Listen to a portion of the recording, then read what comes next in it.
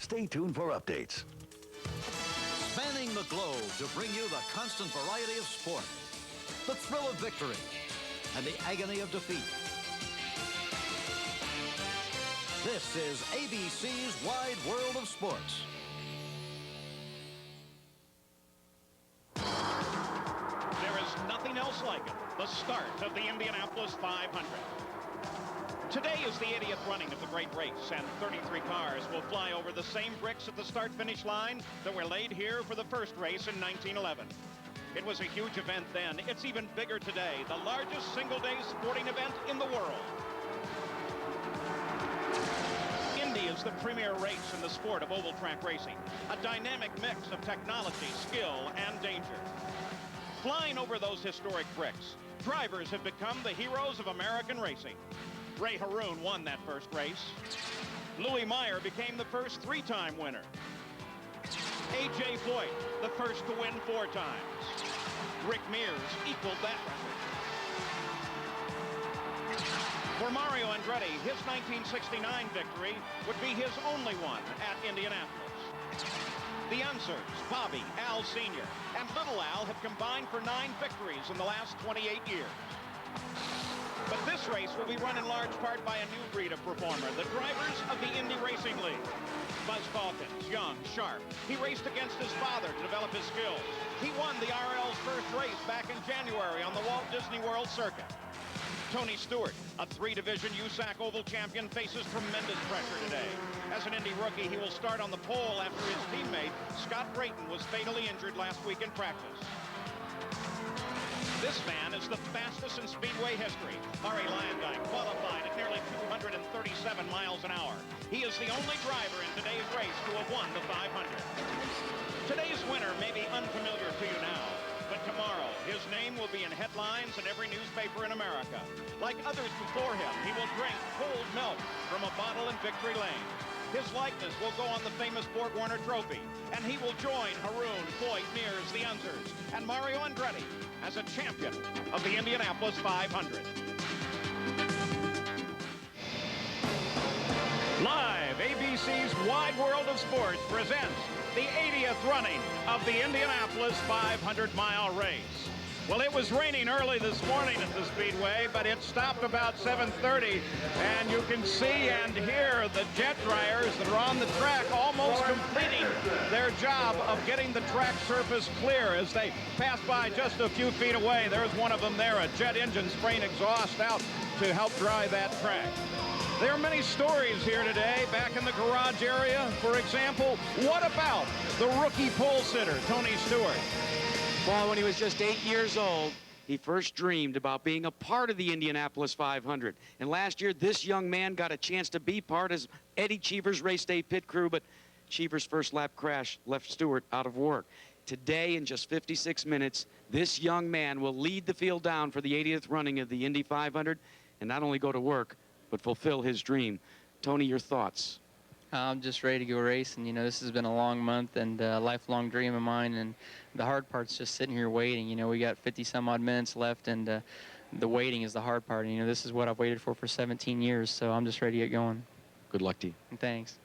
In the more than 80-year history of this great race, no one has ever gone faster than this man, Ari Lyondike. But his record-shattering run in qualifying came on the second day. Consequently, he starts 20th today instead of from the pole. Ari, how apprehensive are you about starting this far back in the field? Well, anytime you start a 500-mile race at a speedway in the middle of the pack, it's never really that good because back there's a lot of turbulence. You don't get air on your wings, and the wings are very small anyway on the speedway, so it could create a problem, so we have to be extra careful. It should be a spectacular charge from deep in the pack. The slowest starter in today's field may have sacrificed the most to get here. Rookie Scott Harrington has spent every available penny to finance his team. He sold his vintage 77 Porsche along with fiancée Tracy's Mustang. Over the past 3 weeks, they've maxed their credit cards, received an eviction notice, and had the power shut off in their apartment. Scott, you're less than an hour from the start of your first Indy 500. Was it all worth it? Absolutely. You know, it's the realization of a lifelong dream for us, and I would do it all over again 10 times over. I mean, I'm a race car driver. That's what I do, and that's what I came here to do, and I'd do it again in a heartbeat.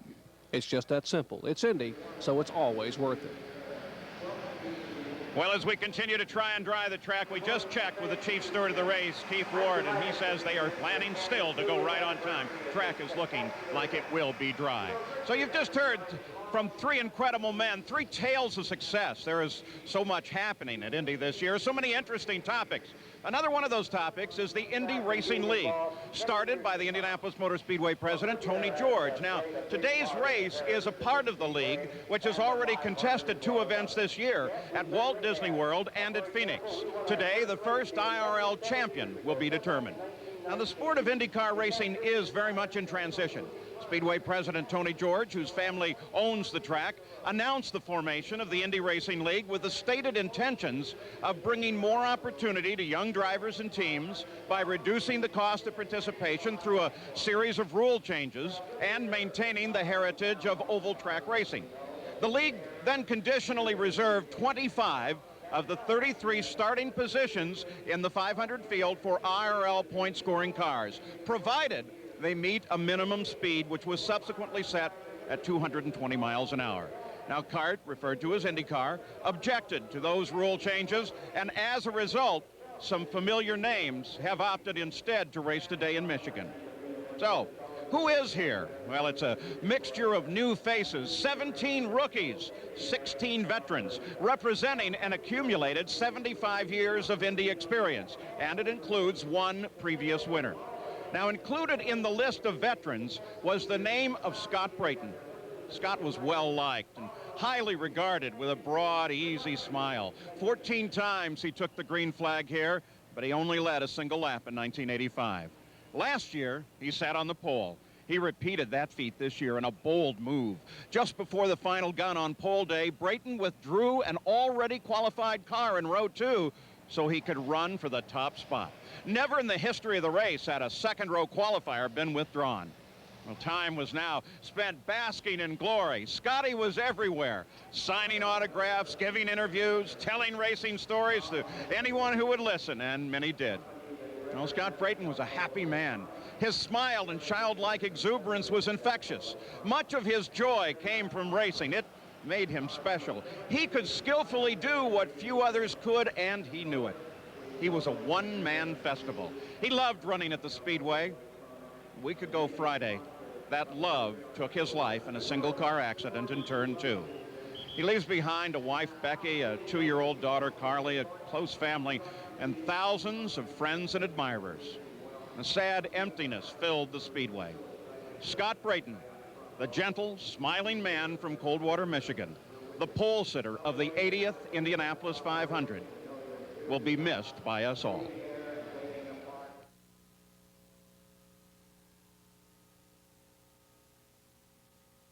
The new Dodge, It's about change. The new Fires. The IRL booth, Indy Racing League booth. Gentlemen, before we get here a minute, man, there's something else going on. Dennis is on the backup. Dennis is on the backup. We're back here at Indianapolis. You know, I've started this race 12 times. When you come out of turn 4 and you look down that straightaway to take a green flag, there's nothing like it. You're going down there at 230 miles an hour.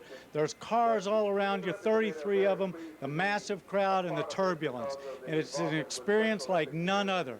And you got to get through that turn 1. If you make it through turn 1, of course, the next most important corner is turn 2. And high above turn 2 is my colleague, 3-time winner, Bobby Unser.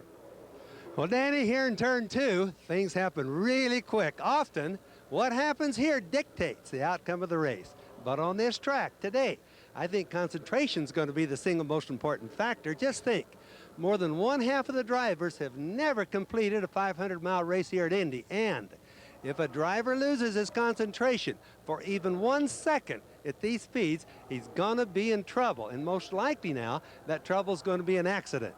Jack? Bobby, consider this fact as well. At the drivers' meeting, all the drivers were told, be sure to watch your mirrors. Why? Well, how about two 230-mile-an-hour cars in the back of the grid? Danny Ungaias taking over for the late Scott Brayton starts 33rd.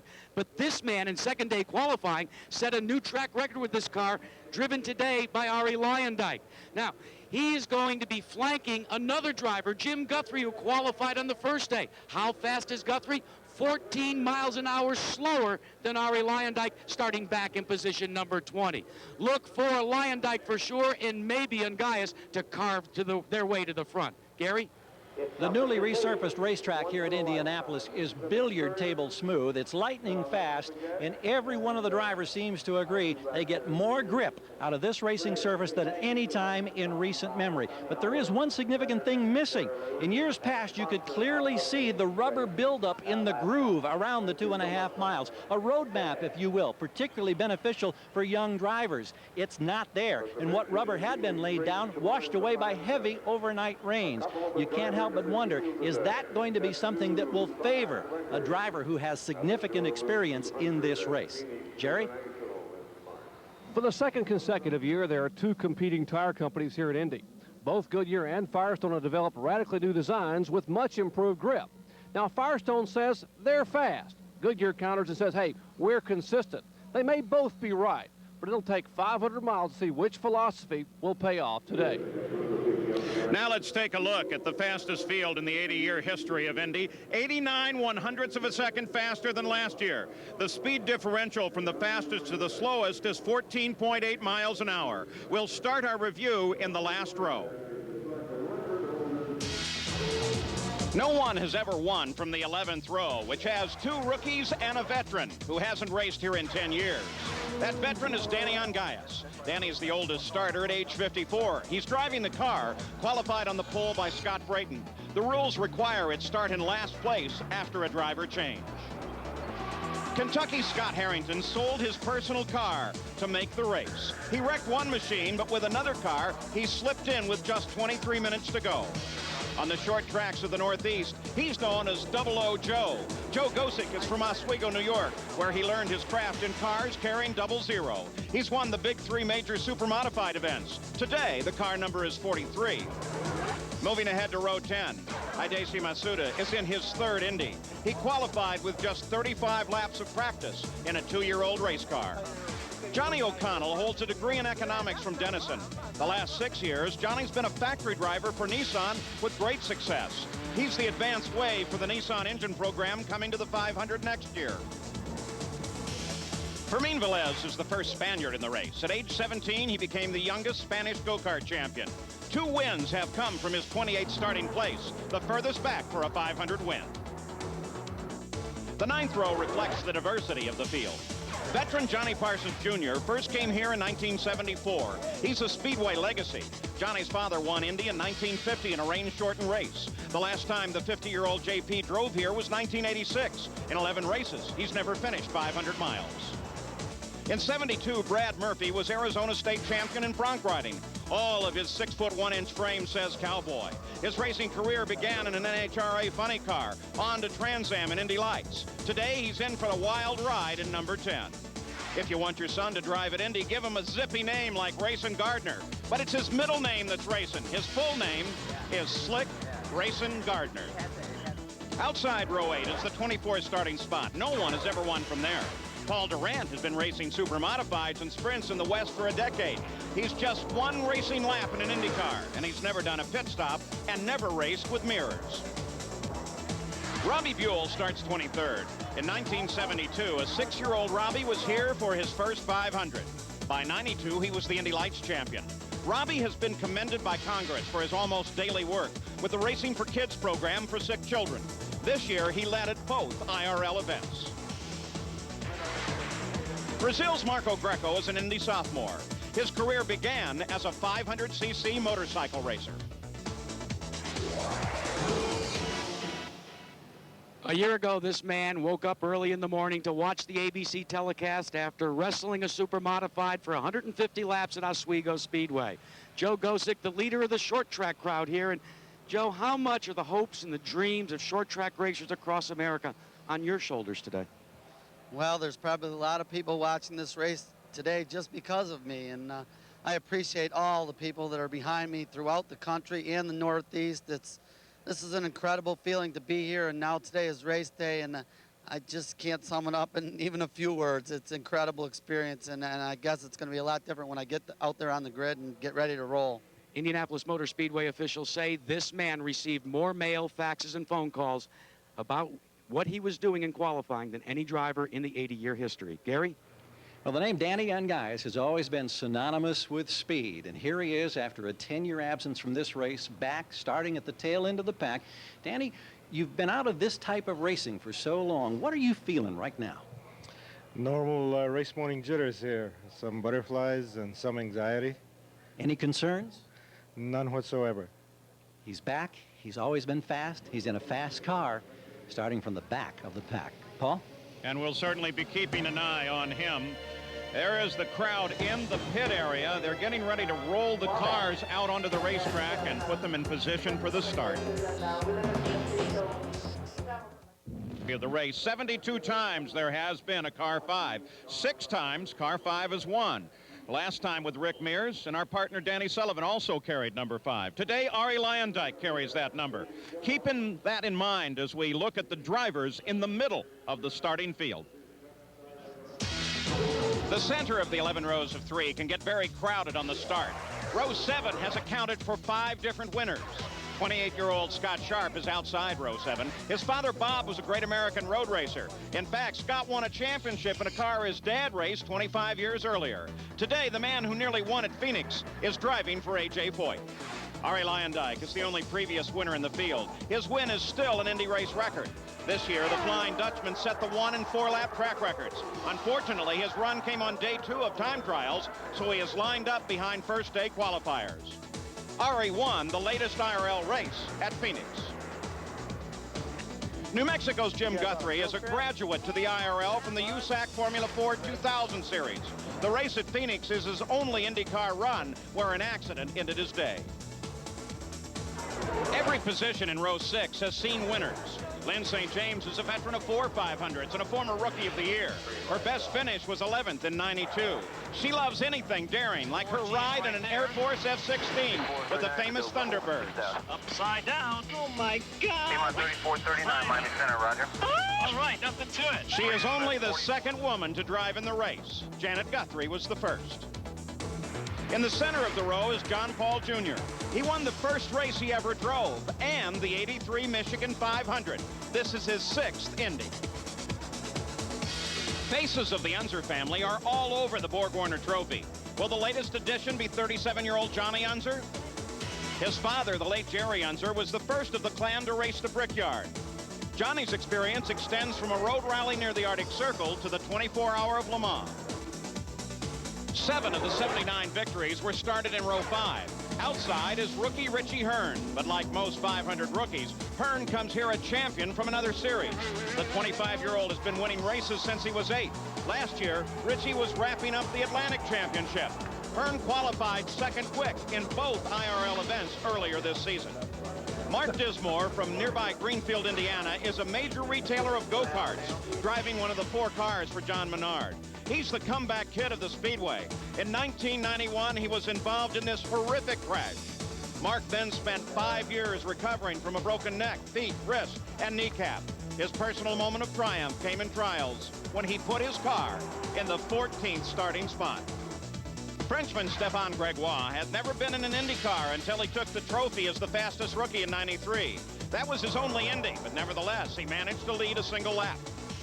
Row 4 has only accounted for 3 winners, 1 for each spot. Outside is Michele Alboreto. He may be a rookie here, but 5 times he's won in Formula 1. His first win came in the United States, driving at the Caesars Palace Grand Prix. At Walt Disney World, he finished 4th. At Phoenix, 8th.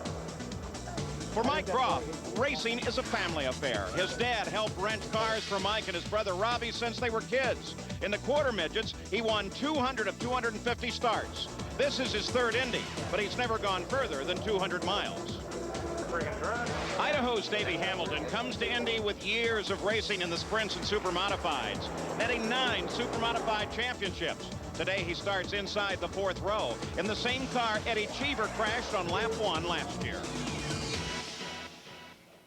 Driver Lynn St. James stands back in her garage with car owner Barbie Seaver. And Barbie, you give up a successful career as a stockbroker to venture into motorsports. Why? My partner, Toby O'Connor, introduced me to the sensory feast of auto racing, and the challenge and excitement of it just got me hooked. Lynn, how different is this start than the 4 previous ones here? Well, other than having a co-owner that is female and also having a team owner that's female, co-team owner, it really isn't any different. I've got a lot of women behind me. I've always had that, but it's still a race. I got to win it, and my focus is on that clearly. These two truly epitomize the spirit of American women. Gary? Well, 35 different times in his amazing career, this man, A.J. Foyt, strapped himself into a race car, challenged this place for 500 miles, but now he's a car owner, and here's his core of drivers. You got Davey Hamilton and Marco Greco and Scott Sharp all patiently waiting to get out. A.J., what kind of advice have you given this trio? Well, I just told them the race is 500 miles long, and actually you can make all kind of race strategy, but we're going to make it as the race goes on. That seemed to be the best way to do it through the years I've been here. I've always had race strategy, and about the time you make it, everything changes real quick. So I've talked to them and just said, you know, you're your own boss out there, and they've got to make the decisions yourself. A.J.'s won it 4 times. Now he wants to win it the first time as a car owner. Jack? Gary, if a driver has handling problems during the course of the race, during a pit stop, he'll come in, his crew will twist on these, changing the angle of attack on the front wings. The man that's going to get a chance to talk about the handling today after a 5-year up and down journey is Mark Dismore. Mark, after everything that's happened to you, is this a vindication? Somewhat, but hopefully I'll get full vindication at the end of 200 laps, Jack. I mean, you know, I've got a real shot at this deal. I mean, the whole team Menard has a shot at this deal, and I'm one of the 4, so I feel real good about my chances here. Paul? Mark Dismore, one of the great stories here. There's Eddie Cheever, his teammate. They still say we're going to start those engines right on time, though still the cars sit back in the pit area. We'll be right back.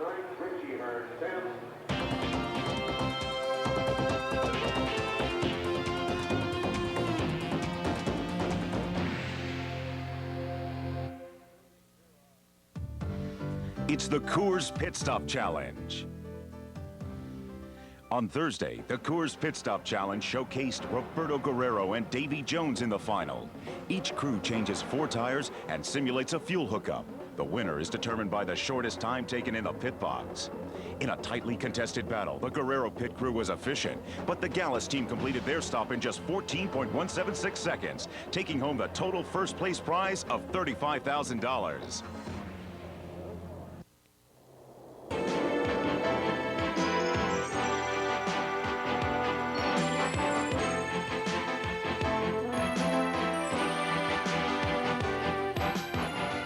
Designated as one of America's national landmarks, the Indianapolis Motor Speedway Museum keeps alive the history of the Indianapolis 500. Come visit with us and find out why the 500 is the greatest spectacle in racing. That's the Borg-Warner Trophy and the likeness of last year's champion, Jacques Villeneuve. He, of course, is not here today. He races in Formula One, and that's not unusual. 13 times the defending champion has not reappeared in the following year. In the 80-race history, 633 drivers have started, but only 56 have won. The 17 rookies in the field are the fastest group ever, with a combined average of over 226 miles an hour. Here is a final look at the field, the front rows. 50 of the 79 race wins have come from the front 3 rows. Outside row 3 is Denver's Buzz Calkins, the IRL points leader. He made history by scoring the first win of the IRL at Walt Disney World. That was his first victory since '94 in a Tasman Atlantic car. His mount is the same one he used to win that inaugural event. Mexico City's Michel Jourdain Jr. is just 19 years old. This picture, taken in his father's car, was just 10 years ago. His uncle Bernard was a co-rookie of the year in '89. Alessandro Zempedri from Italy finished 11th last year in his only start. His car is the one driven in the last race by Lynn St. James and crashed on the first lap. Row 2 is the most experienced row in this year's field. Outside the row is Roberto Guerrero, whose track record from '92 wasn't broken until this year. In '87, he stalled on his last pit stop while leading the race. Second was all he could manage. But in 11 starts, 4 times, he's finished in the top 4. Buddy Lazier was the IRL's first pole sitter. In practice for the Phoenix race in April, mechanical failure sent him flying into the wall. 8 vertebrae in his back were broken, but still, with much therapy and a special shock-absorbing seat, he's ready. 6-race veteran Eddie Cheever led 9 laps in '92 and finished 4th. The shy but well-spoken Cheever is from Aspen. Last year, he drove for A.J. Foyt and crashed on the first lap. 34 race wins have come from the front row. Outside is Chile's Eliseo Salazar, 4th last year in his only 500. In this crash in practice at Orlando, he broke his leg when it was punctured by a suspension part. The 40-year-old sports car veteran exercised constantly to be in shape for today's race. He feels he's in the best starting spot in the field. 10 have won from outside the front row. Davy Jones may not look it, but he's a 4-race veteran at age 31. When he started at the Speedway in 1987, he ran 208 miles an hour as the fastest rookie. Pole sitter Tony Stewart turned 25 last Monday. His 6 years in USAC have been spectacular. Last year, he took the championship in midgets, sprints, and the Silver Crown Series. 15 times, more than any other spot, the race has been won from the pole. But neither of the 2 previous rookie pole sitters were able to take the win. Well, there's Arie Luyendyk, of course, the fastest racer in the field this year. He holds the 1 and the 4-lap record at the Indianapolis 500, and he holds the race record. So he has a lot on the line today and hopes for his second victory. Now, as you can probably tell, they have begun warming up the cars, and they've done it on the pit road. Let's go to Jerry Punch. Well, Paul still recovering from that injury in Orlando. This driver still needs a cane to walk, but Eliseo Salazar, by your own admission, last year you drove a very conservative race and finished 4th. How will you change your approach or your goals here today? Well, Jerry, I feel that today, being on the front row, we have a very good car, so we're going to go for it. You know, it doesn't mean we're going to go too aggressive, but I think we have a very good chance to win the race, so we're going to try to do it. Arie Luyendyk may be the prohibitive favorite, but this guy has to be the sleeper. Gary? In his previous years in the Indy 500, Davy Jones never started any further forward than the 10th row, but here he is today in the middle of row number 1. And Davy, a great starting spot. How do you assess your chances of winning this race? Well, we certainly have everything going for us. You know, all month long, the Delco Electronics Gallus high-tech team has really given me the backings that I need to be competitive, and it certainly shows when we're on the track. You know, I'm not sure. It's been a few days since I've been in the car and at speed, so, you know, naturally I'm going to use the first few laps to just try and feel the balance in the car, and if it's not right, we'll work with it through the pit stops, but we want our strongest at the end. We look forward to watching you run. Have a good one. Thanks, Gary. Let's go to Jack. Gary, right here is the gear shift that Buzz Calkins will use to come up through the gears for the start of this race. Buzz Calkins, class of '93 at the University of Colorado, has brought along a friend, the head football coach for the Colorado Buffaloes, Rick Neuheisel, who will serve on his pit crew. And first of all, Rick, you've been here before, but not as a pit crew member. Never like this. He was on the sideline for our Cotton Bowl. I'm on his sideline today, but I guarantee you I'm more nervous than he was. What about nerves? How important is patience going to be, Buzz? I mean, I think that's everything to this race. You got to take your time and stay out of trouble, especially the first couple laps, but it's 500 miles, and so you got to be there at the end, and staying out of trouble is the big part of that. Paul, a year ago, this man was in Monaco watching a Formula One race.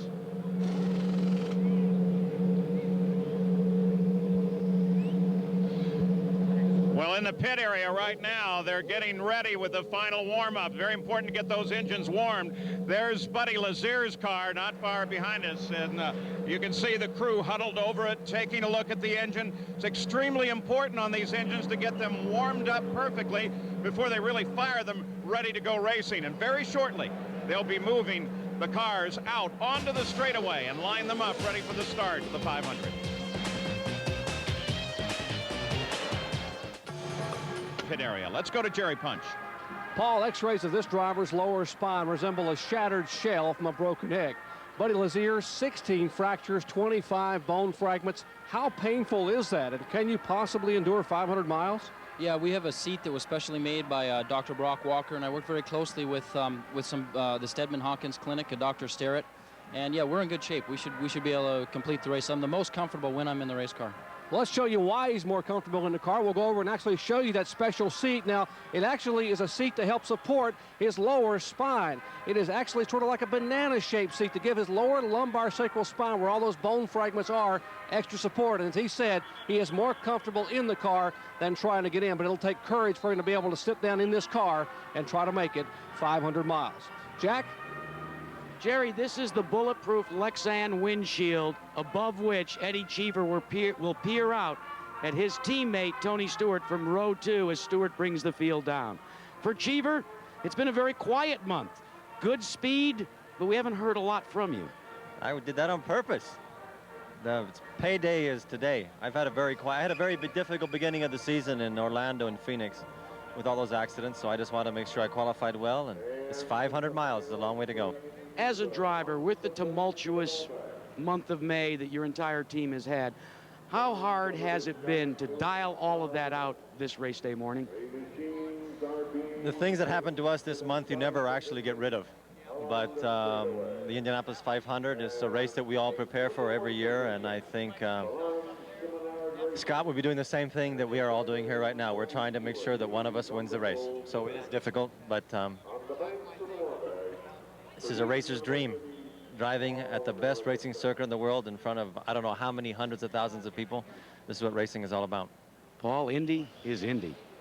Well, and now we're getting that much closer to actually starting this race, though we're going to be probably a few minutes late. You can see the very first car, Roberto Guerrero's, has made its appearance out on the front straightaway. The Purdue University All-American Band is out there right now, and many of the other cars that are here in the pit area have already begun to move to their assigned starting positions on the front straightaway here at Indianapolis. The crowd at the same time moving to their seats, so it should be a fantastic day once we get going, and if the rains will stay away. So looking ahead to that day, Danny Sullivan, Bobby Unser, starting with Danny, what do you think?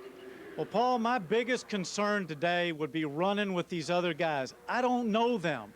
I don't know their personalities. I don't know their style. I don't know how they drive. Veterans and rookies alike, very few of these guys have raced together. And at 230 miles an hour, you need to know what that other guy's going to do in a tight situation. And that's what I'd be concerned about today. Bobby? Well, Danny, add to that the fact that a lot of these drivers have been getting advice for the entire month of May from the officials, from the team members, and even from the other drivers. Now, there's no one to give them any more advice. So, hey, when the green flag drops today, it's going to be entirely up to them.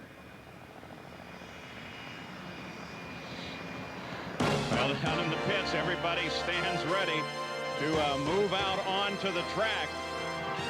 And that is, of course, Roberto Guerrero, who is ready for the start of the 500. Twice he's been second. Can he win it? Tony Stewart, the young rookie that is going to be the pole sitter. What an awesome job. And there's Johnny Unser, another of the Unser clan, as he moves out, getting ready to get to his position at his car in the starting field for the 80th Indy 500. Some of the most admired. Such a beautiful shot here, race morning at the Indianapolis Motor Speedway, home of the greatest spectacle in racing, looking way down into turn number 1. You're looking now at the cockpit of Tony Stewart's car. Do you see the 3.0 right there? That says that when he has only 3 gallons of fuel left, he needs to start thinking about coming onto pit road. They don't use gasoline, they use methanol. It's inserted in here 40 gallons at a time. Just above that, you see an antenna. You'll be riding on board with Tony Stewart today. This car will come in 5, possibly 7 times for pit stops to change tires. These tires going for $500 a piece. All the way around, you'll have to have at least 12 sets. The crew will have to not only fuel the car, but make adjustments. We told you how they can adjust the front wing. Back here under this cover, there's a little lip.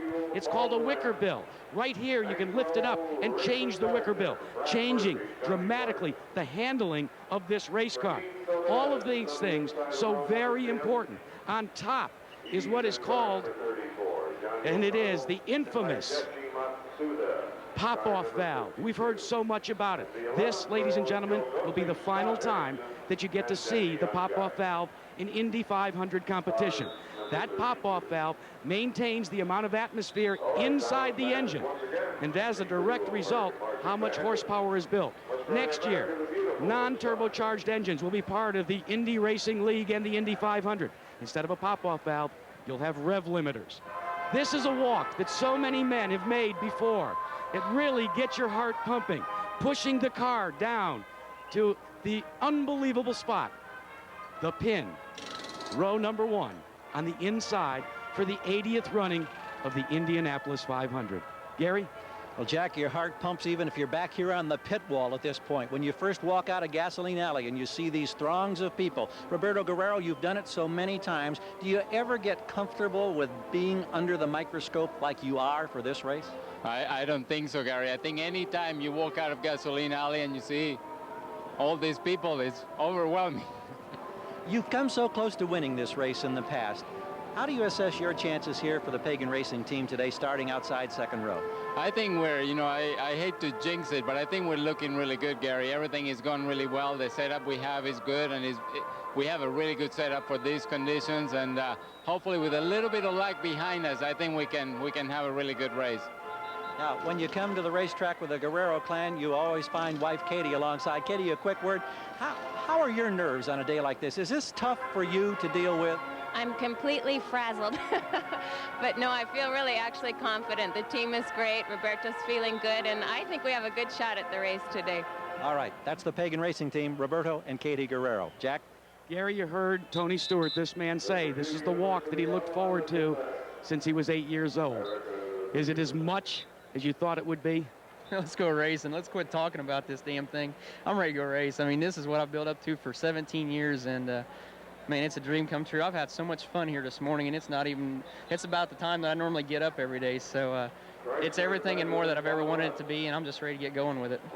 Dr. Jerry Punch, a little bit of his dirt track background starts to come out in Tony Stewart. Well, indeed, and Mike Groff here, Jack, will start from the middle of row 4. And Mike, the color and the pageantry, the music, the people, I mean, there's no other moment in motorsports or maybe sports that can rival what happens here in these next few minutes. No question. You know, it's a great feeling to be out here running at Indy. I think it's the greatest race in the world, and we're here to beat the racetrack today. We're going to work as hard as we can to make it a good day. Got to be awfully confident knowing that Derek Walker has a lot of experience here. His crew, the Valvoline team, feels very comfortable that you've got a great shot at winning it. We really do. You know, the guys on the Valvoline team have done a really super job all month. And, you know, pit stop work has been flawless in practice. I feel really good going into the race. You know, they've done a really great job for us all month, and I think it'll all come right today. People may not remember, but 1992, you played a major role. Didn't drive a lap in the race, but what did you do? I did a lot of standing around that year and watched, unfortunately, and that's not the way I like to do things, and that's why I'm glad to be here. It's the greatest opportunity I've ever had to be with Valvoline, Cummins, and Craftsman. Derek Walker Race Team's, I think, the most experienced team in the field, and we're ready to go. In 1992, this man qualified the car for Scott Goodyear and Derek Walker. And remember, Scott Goodyear came within 43 thousandths of a second of winning the race because Mike Groff qualified it. Maybe this place owes him one. Jack? Jerry, a long time ago when Ray Haroon won this race, all out in this area were bricks. There's only 36 inches of bricks left, and we've come to the high-tech age. You've watched our telecast. You see the speeds and where teams run and where their running order is. Well, do you see this area here that's been cut into the straightaway here at the Indianapolis Motor Speedway? Underneath that is a long wire that triggers onboard computer systems that then feed the information back to a master control area.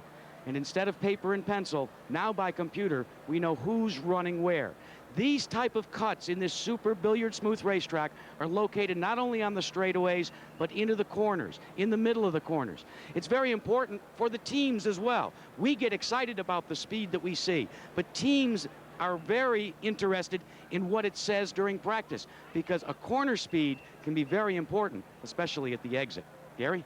Jack, during the course of the race, the heat of the battle, these drivers will make 7, 8 pit stops today over the 500 miles. And something we normally don't get a chance to look at are the markings on pit road. Here in Roberto Guerrero's pit, you see all of these tape marks that have been laid down. This is where they want to position the race car. Here's your left rear. Here's where the fueler hooks up. Here is the left front. Now, right up here in front of that, however, you see this X, and it's written no go. What that means is if the car rolls too far forward, they know that if the wheel is here, their fueling hose from that tank back over here will not reach. They had a problem just like this in the season opening event down at Walt Disney World in Orlando. So now they've got a well-defined mark. If the front wheel gets here, they know they've got to push him back. They get him behind this line. That fueling hose over there will reach. They can go through the ritual of getting the 40 gallons of methanol on board and then get him back out on the racetrack. Jack? Well, the crowd here surrounding the pole winner's car.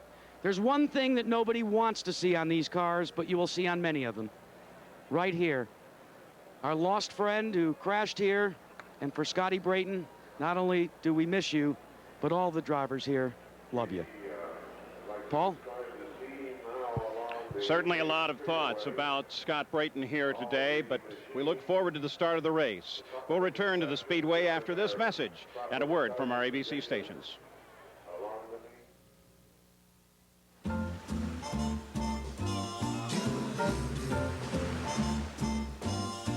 Somewhere.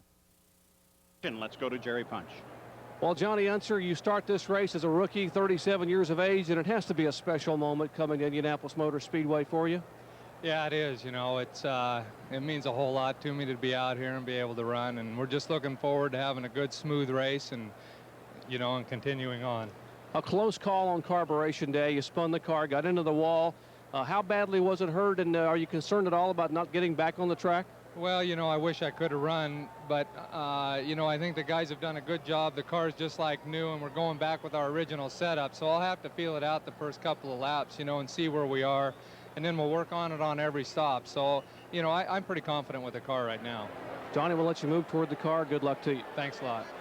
As you watch Johnny Unser move away, it's appropriate that a track so steeped in history and heritage would welcome another Unser to the starting field. Johnny Unser's father lost his life at this racetrack, Jerry Unser, back in 1959.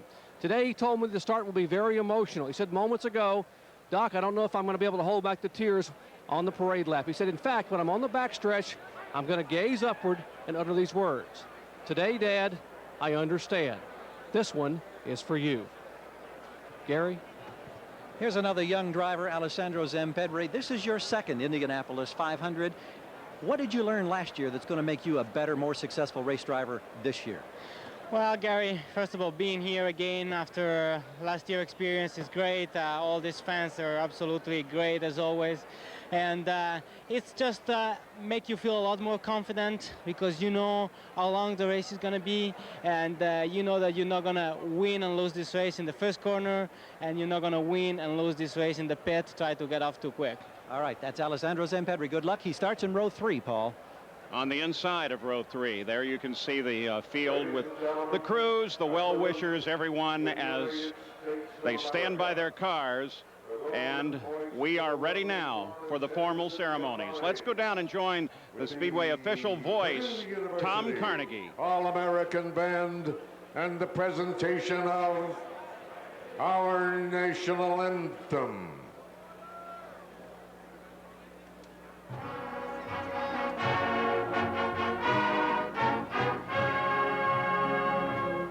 Oh, say can you see by the dawn's early light what so proudly we hailed at the twilight's last gleaming, whose broad stripes and bright stars through the perilous fight for the ramparts we watched were so gallantly streaming.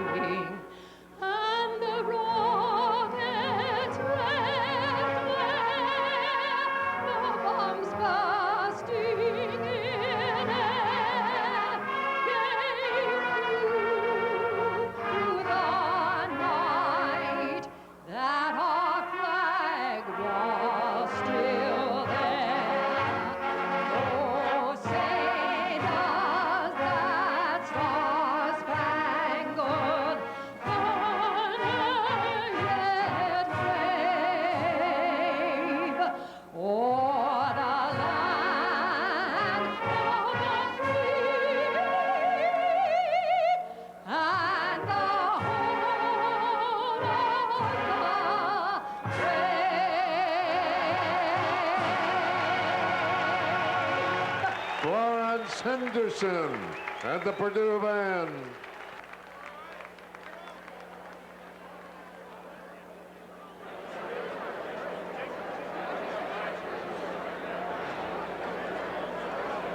Now, if you'll remain standing for the invocation given once again this year by the Most Reverend Daniel M. Beekline, Archbishop of the Catholic Archdiocese of Indianapolis. Father Beekline. Let us pray. God of grace and holiness, we invoke your presence upon this greatest spectacle in racing, the 80th Indianapolis 500-mile race. We come as peoples of the world of many religious traditions from east and west, north and south, other continents, countries, and our own home. We speak many languages, yet, O God, we are your people. With the Hulman George and the Indy Racing League family, unite the hearts of the hundreds of thousands gathered here and of those millions who join us around the world. This Memorial Weekend, we offer thanks for the courageous service of our country's fallen ones. Lord, we pause to commend our brother Scott Brayton to your tender care. He has won the race. He fought the good fight. Comfort his beautiful family. Protect these skilled drivers, their mechanics and crews. Keep them and us safe. For the drivers, we pray, que le bon Dieu va avec vous, hut sei mit vous, good welsigne Dei, come samano omegumiga arimasu yoni, Dio li guida, vaya con Dios, vai con Dios, Godspeed, Amen.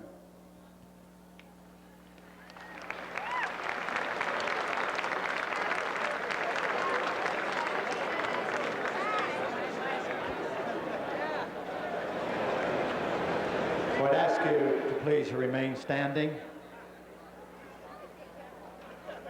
On this Memorial Day weekend, we pause here in a moment of silence to pay homage to those individuals who have given their lives unselfishly and unafraid to make it possible for us to witness as free men and women the world's greatest sporting event. We also pay homage to those men and women who have given their lives unselfishly and without fear to make racing the world's most spectacular spectator sport.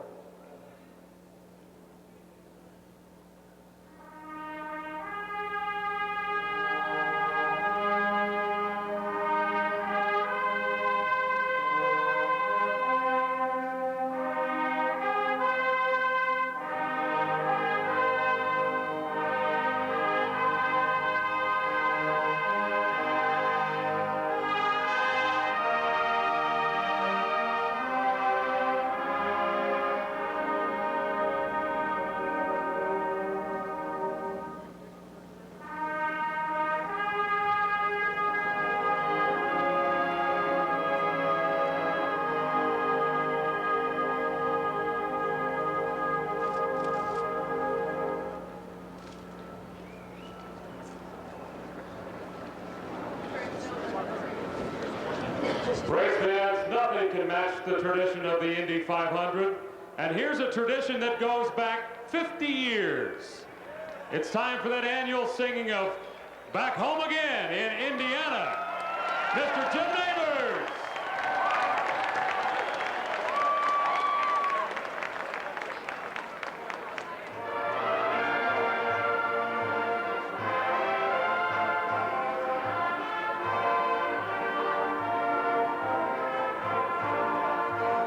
Back home again in Indiana, and it seems that I can see the gleaming candlelight still burning bright through the sycamores for me. The new mown hay sends out its fragrance through the fields I used to roam. When I dream about the moonlight on the Wabash, how I long for my Indiana home. Jim Neighbors. We'll break in just a minute here, Tom. Drivers to your cars, please. All drivers to their cars. As the Purdue University All-American Band departs the pit area, we turn our attention to the 11 rows of 3. And the next commands will be coming from the pole position area. So stand by.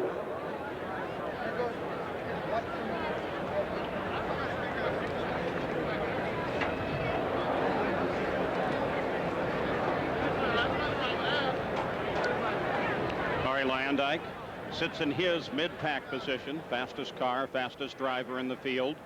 Tony Stewart, Davy Jones, Eliseo Salazar in that front row. We are just a few moments away now from hearing those things. John Paul Jr. as they strap him to his cockpit, and that job kind of a final goodbye, Danny. Well, it is. That's usually your crew chief that's doing that. He's the last guy to talk to you, see him, wishing him congratulations, good luck, and all that. He wants him to finish. Mrs. Mary Fendry Allman. Okay. Now. Okay, now. Say it. Then start the race. Ladies and gentlemen, start your engines. Mary Fendry Holman, the chairman of the board of the Indianapolis Motor Speedway, as she calls the engines to life, and drivers now begin to respond along with the help of their crew. Up and down the main straightaway, the roar begins to build as we're ready for the 80th running of the Indy 500. Let's go to Jerry Punch.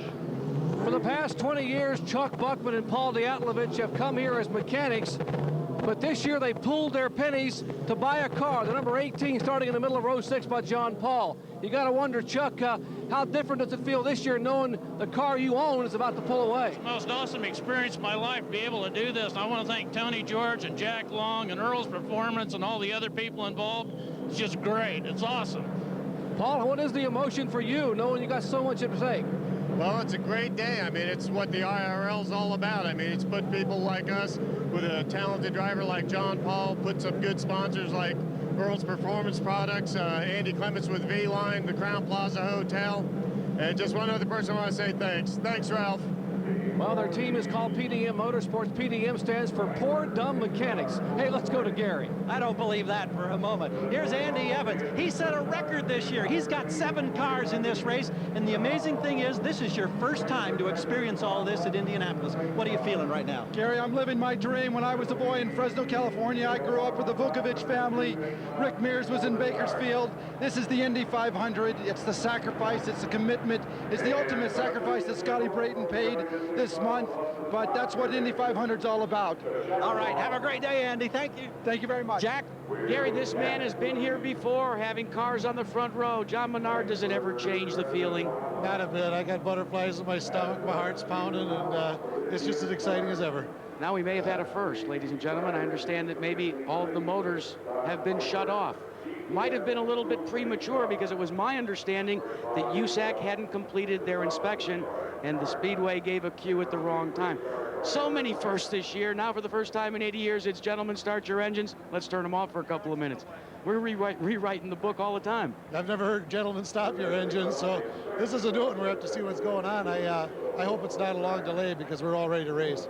You had an opportunity under closed door session to talk to your crew, your drivers. Can you let us in on some of what you said? I told him we're going to have to rock and roll and do this one for Scott. Paul, that's about all that can be said right now. They've restarted the motors, though, so we're going racing. Well, that is a first. They started, then they stopped, then they started again. But, Danny, does that create any concerns for the crews? Oh, I don't think so. I mean, if they'd had any problems, but they quickly got them going back. They weren't shut off for long enough. It was probably more of a concern of what happened and are we going to have a 1-minute delay or 10 or 15 minute. But obviously everybody's now back. I see all the crews down there. They got their hands up. Everybody's ready to go. So started and restarted at the Speedway. Stefan Gregoire closest to you. As the crews still stand ready and waiting, see the hand in the air. That tells everybody at the front of the field that their car is set, fired, driver strapped in and ready to go. Well, I'm looking down there at Ari Lyondike's car. They look like they're doing a little last-minute adjustment to the seatbelt. That I can't really tell. The crew chief is down into the car. It looks like they're just trying to get him all strapped up and make sure all the radio mics, everything's put in the right place. At the front of the field, the cars begin to roll out. There is your front row.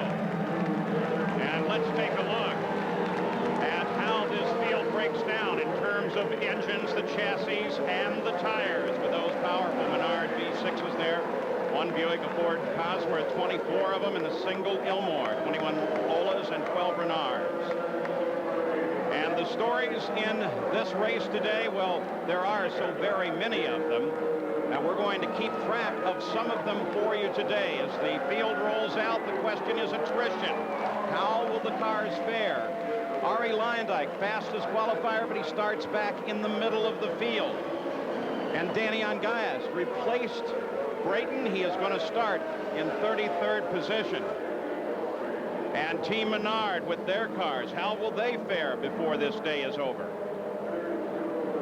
The rookies in the field, there are 17 of them, and how will they perform? And there is Danny Angayas. And the weather today will be cloudy, windy, we hope no rain. And now there is Danny Angayas as he pulls away a little bit late, perhaps a tribute to Scott Brayton. And Hideshi Matsuda, he had a problem. His car is not yet started, and they're going to get it off the edge of the track and down into the pit area is what the rule requires, and they will start it there, and then hopefully he will be able to rejoin the field. Let's go to Gary. We heard earlier the story of Johnny Unser and the great tradition of the Unsers at this place. There's another bit of legacy in terms of family that carried on today. Johnny Parsons Jr., his dad won this race 46 years ago. JP has been in it 11 times in the past. He's here for a 12th time now, but what a story to get here. He'd missed the race over the last 10 years, and then 2 weeks ago, a practice crash on the first day of qualifying really set the team back. But Blueprint Racing worked literally around the clock, and then with just a handful of laps, Parsons was able to qualify that car. He's starting deep in the field. He's looking to finish his first 500-miler since 1985 today when he was fifth. We wish JP well. Jack? Well, Gary, let's update you on Hideshi Matsuda as he went by. The engine just plain wouldn't fire. Now, you're looking at pit road. It's empty right now, but it'll get very busy. One rule, 100-mile-an-hour speed limit is in effect. At the drivers' meeting, another thing that was brought up is at the start. So many concerns. Well, USAC officials showed starts from the last 9 races. Consider this fact. We're talking about new drivers. Well, what about the fact that there's a lot of new crews here as well? In some cases, they've only made a total of 4 stops throughout the season. They're going to more than double that today. This is going to be a very, very busy place. Fuel consumption, you got to stay on top of that. Why? Because until the pack gets up behind the pace car, the pits are always closed. Now you can see that the field began moving down the front stretch on the first of the 2 parade laps, and then the pace lap. Here is the way they line up. On the pole, Tony Stewart, Davy Jones in the middle of the front row, Eliseo Salazar to the outside. In row 2, Eddie Cheever, Buddy Lazier, and Roberto Guerrero, all veterans. In row 3, Alessandro Zampedri, and then rookie Michel Jourdain Jr., and the Orlando winner Buzz Calkins. In the 4th row, Davey Hamilton, Mike Groff, and Michele Alboreto. In row number 5, Stefan Gregoire, a great story of comeback of Mark Dismore and Richie Hearn. Back in the 6th row, Johnny Unser down on the inside. John Paul Jr., and Lynn St. James. In row number 7, Jim Guthrie, Ari Lyondike, and Scott Sharp. In the 8th row, Marco Greco, rookie Robbie Buell, and rookie Paul Durant. In the 9th row, Rayson Gardner, Brad Murphy, and Johnny Parsons Jr. Row 10, Fermin Velez from Spain, Johnny O'Connell, and Hidesi Mashoud. We hope he does get started. The 11th and final row, Joe Gosick, Scott Harrington, and of course, Danny Ongayas. Now let's go down to Jerry Punch. Greg Beck owns the car of Hideshi Matsuda. Greg, what seems to be the problem with the car, with Hideshi's car? Well, the starter apparently wasn't quite engaged all the way. And okay, the crew now talking to Greg Beck. They also have a problem with the radios, trying to be able to even talk to Hideshi. Let's go to Jackaroo. Another car that's having problems with radio, the track record holder, Ari Lyondike. He cannot hear his crew. The crew's been talking to him during these parade laps. He just radioed in and said, when I come by, if you can hear me, hold a thumb up. The call just went out to the entire crew. Thumbs up as Lyondike goes by. At least they'll be able to hear him. So Ari Lyondike, that explains what was happening with his car. And this is Johnny Unser rolling down into the pit area. And we'll keep an eye on him. They go for the cowling of the car, so something must be wrong in that car's engine compartment. And we're still set to go racing. The field straggles out. Hopefully they'll form up shortly as we take a final word from Danny and Bobby. Well, I think, Paul, the one thing I heard was the rookies all said we're going to be patient, we're going to take our time. I'm not so sure that the veterans aren't going to try to take advantage of that and gain a few spots. Bobby? Well, down here in 2 turn, they're lining up pretty good as they come off of turn 2 down the back straightaway. You can see the pressure and the tension amongst them. I can also see for little Johnny how bad he feels, my nephew, in the pits. Now, the guys that don't start this race, you got to deeply feel for them. So now as the field begins to align itself, the first 3 rows, now the 4th on the final set of corners on the pace lap. You're looking over the corner and right shoulder of Tony Stewart, the pole sitter. Paul Masuda just went out of turn 2. He's down the back straightaway. So Hidesi Masuda is back and ready to go as well. He'll join at the back of the field. Here they come off of the 4th turn, the pace car already accelerating through the pit area. And on the outside, Salazar pushes a little bit ahead. The row not aligned at the moment, but still we watch for the green flag. And there it is. Here we go. We're racing. As Tony Stewart in a drag race with Salazar leads them into the first turn. Tony Stewart leads into turn 1 across the short chute and towards Bobby. Here he comes down in. He's got a real nice line. Everybody seems to be very conservative so far. They're not sleeping by any means, but they're also not taking any chances. And already another situation as Mark Dismore, the 30 car, through the pits and onto the access road. We'll keep track of that. Tony Stewart pulls away in the front of the field as he comes off the 4th corner and heads down for the start-finish line. The rookie pole sitter will lead the very first lap of the Indianapolis 500, which has been fast and safe as the field strings out. Now keep in mind that Tony Stewart's got the Menard engine, a very powerful, the most powerful engines here today. Now, he'll run a little bit, get out a little bit of lead, and he's running faster right now, for sure, I can tell. Then he'll have to cut back to start saving fuel, Paul. The first lap above 200 miles an hour at 208. Well, it appears as one of the Menards is in the pits as well. I couldn't tell exactly who that was. It was Mark Dismore. Mark Dismore obviously has a problem. He's been in and out of the pits. And Tony Stewart did exactly what he said he was going to do at the start, which was go race it. I'm going to lead that first lap. And he's doing it. Mark Dismore, they top the fuel off. They'll always do that. Change the tires, so probably handling. I think he's got something besides the handling problem, Dan. He's not in there for handling. They've changing the tires is just in case something got cut while he was on the track. Yeah, that's pretty standard procedure, Bobby. I think he's got more wrong than that. He was actually in before the green flag, so I would assume something was a problem. And I think we've got a yellow flag. Yellow flag out right now, and they've called it because of debris on the track, and that will slow the field down. There's Roberto Guerrero as he was chasing Davy Jones just before the yellow came out. So there's the way they line up. 2 laps complete at Indy, and we're yellow for debris. Golf's elite meet at Jack's Place for a with Aquatread. Mark Dismore, as he comes out of the pits, and he was the reason for this yellow. At least he instigated the situation that brought the yellow out for debris on the track. In this case, the debris was mud. As they came to the start of the race and the green flag flew, Mark Dismore got down very low on the apron on the inside of the track, and he had a problem. And we'll take a look here, and we actually have two situations working. We have Scott Harrington, who got in trouble, and there he is, as he came flying up on the back of the field and then shocked the brakes, and that got him down on the inside, but look how he kept that off the wall. He just ran right up way too fast on those other cars, Paul. He wasn't looking far enough ahead. Now, that's a bad case of inexperience right there.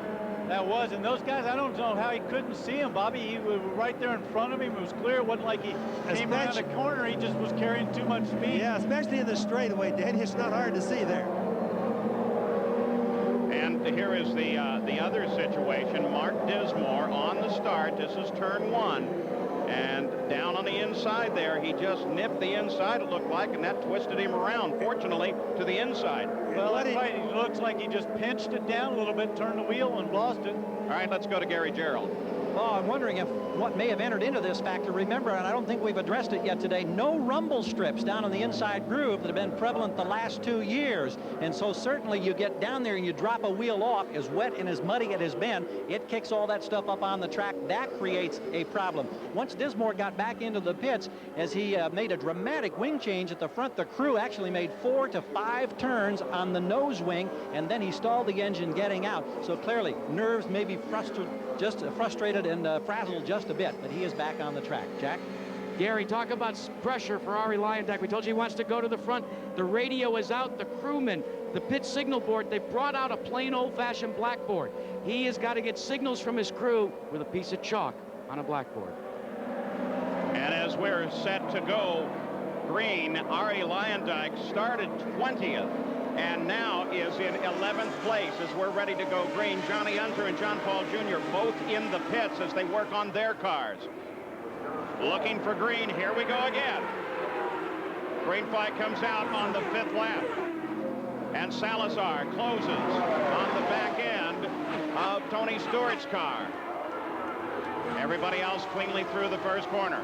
And it looks like Roberto Guerrero has jumped up a spot on Davy Jones. Davy Jones, you see a glimpse of him there. We're going to go back. There's Arie Luyendyk, car number 5, that red and white car, as he comes alongside Mike Roth and continues his charge up toward the front of the field. My question, though, would be, Bobby Unser, whether or not you would make that move this early on a race like this. It's a long way to go, Paul. I agree with you. I don't think I would have. You know, there's a lot of problems. Remember, anybody that gets down into the grass, as was brought up just a little bit ago, it's going to bring not only grass out, but water today. Going to really monkey the track up a lot. So a lot of these guys are going to be looking for chassis change. It's not going to help. Incidentally, to show you the track is fast, a little while ago, Tony Stewart had already turned a lap at 229 miles an hour. 229.3. You saw Arie Luyendyk overhaul Michel Jourdain, pick up 8th place. Well, I think Arie's moving. He wants to get up to the front of the field. That radio really won't hurt him until later on when they start having to do strategy and making pit stops. Right now, he's just focusing on getting to the front of the field and getting out there in some clear air. You know, Danny, when the traffic is thinned out a little bit like it is right now, Arie knows that's the time to make hay. In other words, pass the guys when it's opportune before something happens. Up at the top of the screen, you can see how we're going to help track the race. The lap number, who is leading the race, by how far they're leading, and then on the other side, we'll scroll down through the remainder of the field and their interval back from the leader. Now, what about Johnny Unser? Gary Punch? Well, Paul Page, Johnny did not even take the green flag. It's 95 to Reynard, sits on pit road. He came down pit road because it is locked in first gear. Andreas Lieberle and the crew are trying to get it out of first gear. Right now, they have had no results. It is still locked in gear, and Unser has not yet run a lap under green. Now, they had a problem with that car in practice just before they got ready to run this race. They couldn't get the car in gear, causing them to be late, for example, for qualifying. So it looks like they overdid the transmission the wrong way. And Arie Luyendyk continues his move up through the field and now sets his sights on Zampedri. The last lap for the leader, Tony Stewart, the 9th lap at 232.3 miles an hour, right on the old qualifying record. We keep our eyes, though, on this man, Arie Luyendyk, the red and white car number 5. Boy, what a run he's having. He's having a great race, but of course he's come up behind Zampedri and he's finding it a little bit tougher. Looks like a problem with Paul Durant's car. Smoke at the back. He gets it on to the access road down to the pits, and he loses it. Stay down, stay down, stay down, stay down. Track. Whoa. Yellow flag, of course, is out. The rest of the field comes by and gets by safely. So Paul Durant has something go wrong with the car. He gets it down on the access road into the pits, and now unstraps. Not the world's best idea, but he unstraps and is ready to get out of the car. So we're back yellow second time of the day. Tony Stewart is the leader. Salazar is second. Roberto Guerrero is third. And Danny Angayas, who started in 33rd position, is now in 19th as we track both Angayas and Arie Luyendyk through the field. But the yellow is out right now. We'll take a look at it again. You can see a display of vapor at the back of the car. He gets it down off the racetrack, but then he just loses it on the pit road. So we are yellow, and Paul Durant has his problems and has climbed out of the cockpit. 11 laps of the 200 are now complete. You buy Goodyear, #1 in tires. Priority mail from the U.S. Postal Service. Buick, makers of the 1996 Riviera. When was the last time you really had fun in a car? And TM8 engine treatment from Valvoline. TM8 significantly reduces engine bearing wear.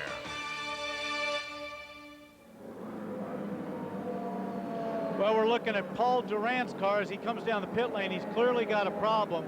Now, as you see the car go forward just a little bit, stop right there, just under this part right here.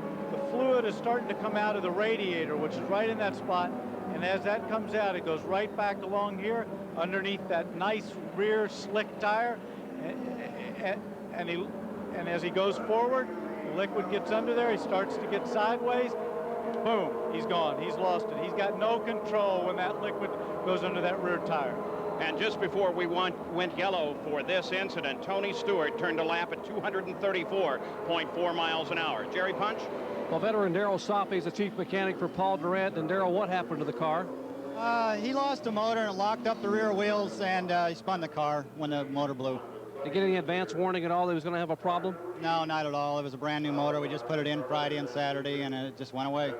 Unbelievable. They lost that engine in one lap on Thursday's carburation day. This engine, another brand new one that goes away here within a few laps. Paul? A terrible disappointment. John Paul Jr. out of his car. The report here is ignition trouble. So a number of interesting, if not strange, circumstances. You start the engines, you stop them, then you start them again. Then, as we're trying to roll out, you have one car on the starting field, Matsuda's, who is not working, and several cars coming into the pit area. And then on lap 1, Mark Dismore gets in trouble. There's Johnny Unser as he climbs out of his car, and I suspect they've probably decided it's totally done now. And so it's been a very unusual day thus far at Indianapolis. With 13 laps complete, we are under the yellow. We'll return with more action from the Speedway after this message and a word from our ABC stations. 80th running of the Indianapolis 500 continues.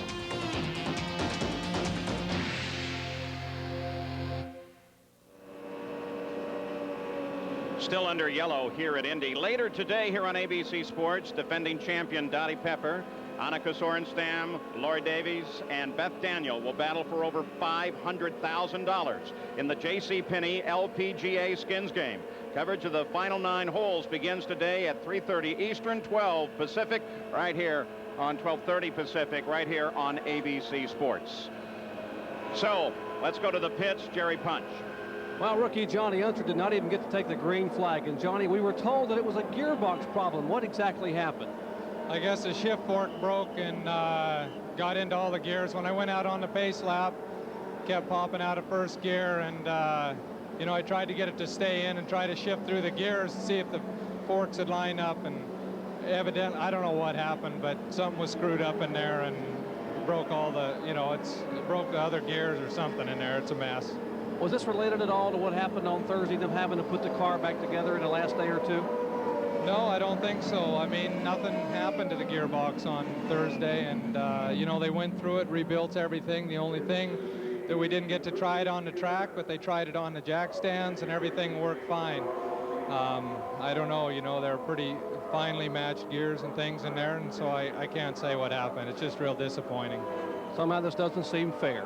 Gary? Another disappointed driver, John Paul Jr., quickly before they're ready to go green. What was the problem for you? We had some kind of an engine problem, electronics with the ignition or something internal in the motor. It just wouldn't go right when they gave us the green flag. It just laid on its butt. Nothing more frustrating for a race driver, is there? Well, it's very disappointing. You know, the team did a tremendous job all month. The car has been really hooked up. You know, we really thought we had a good race car today and don't get a chance to show it. Ready to go green. Thank you, John. Paul?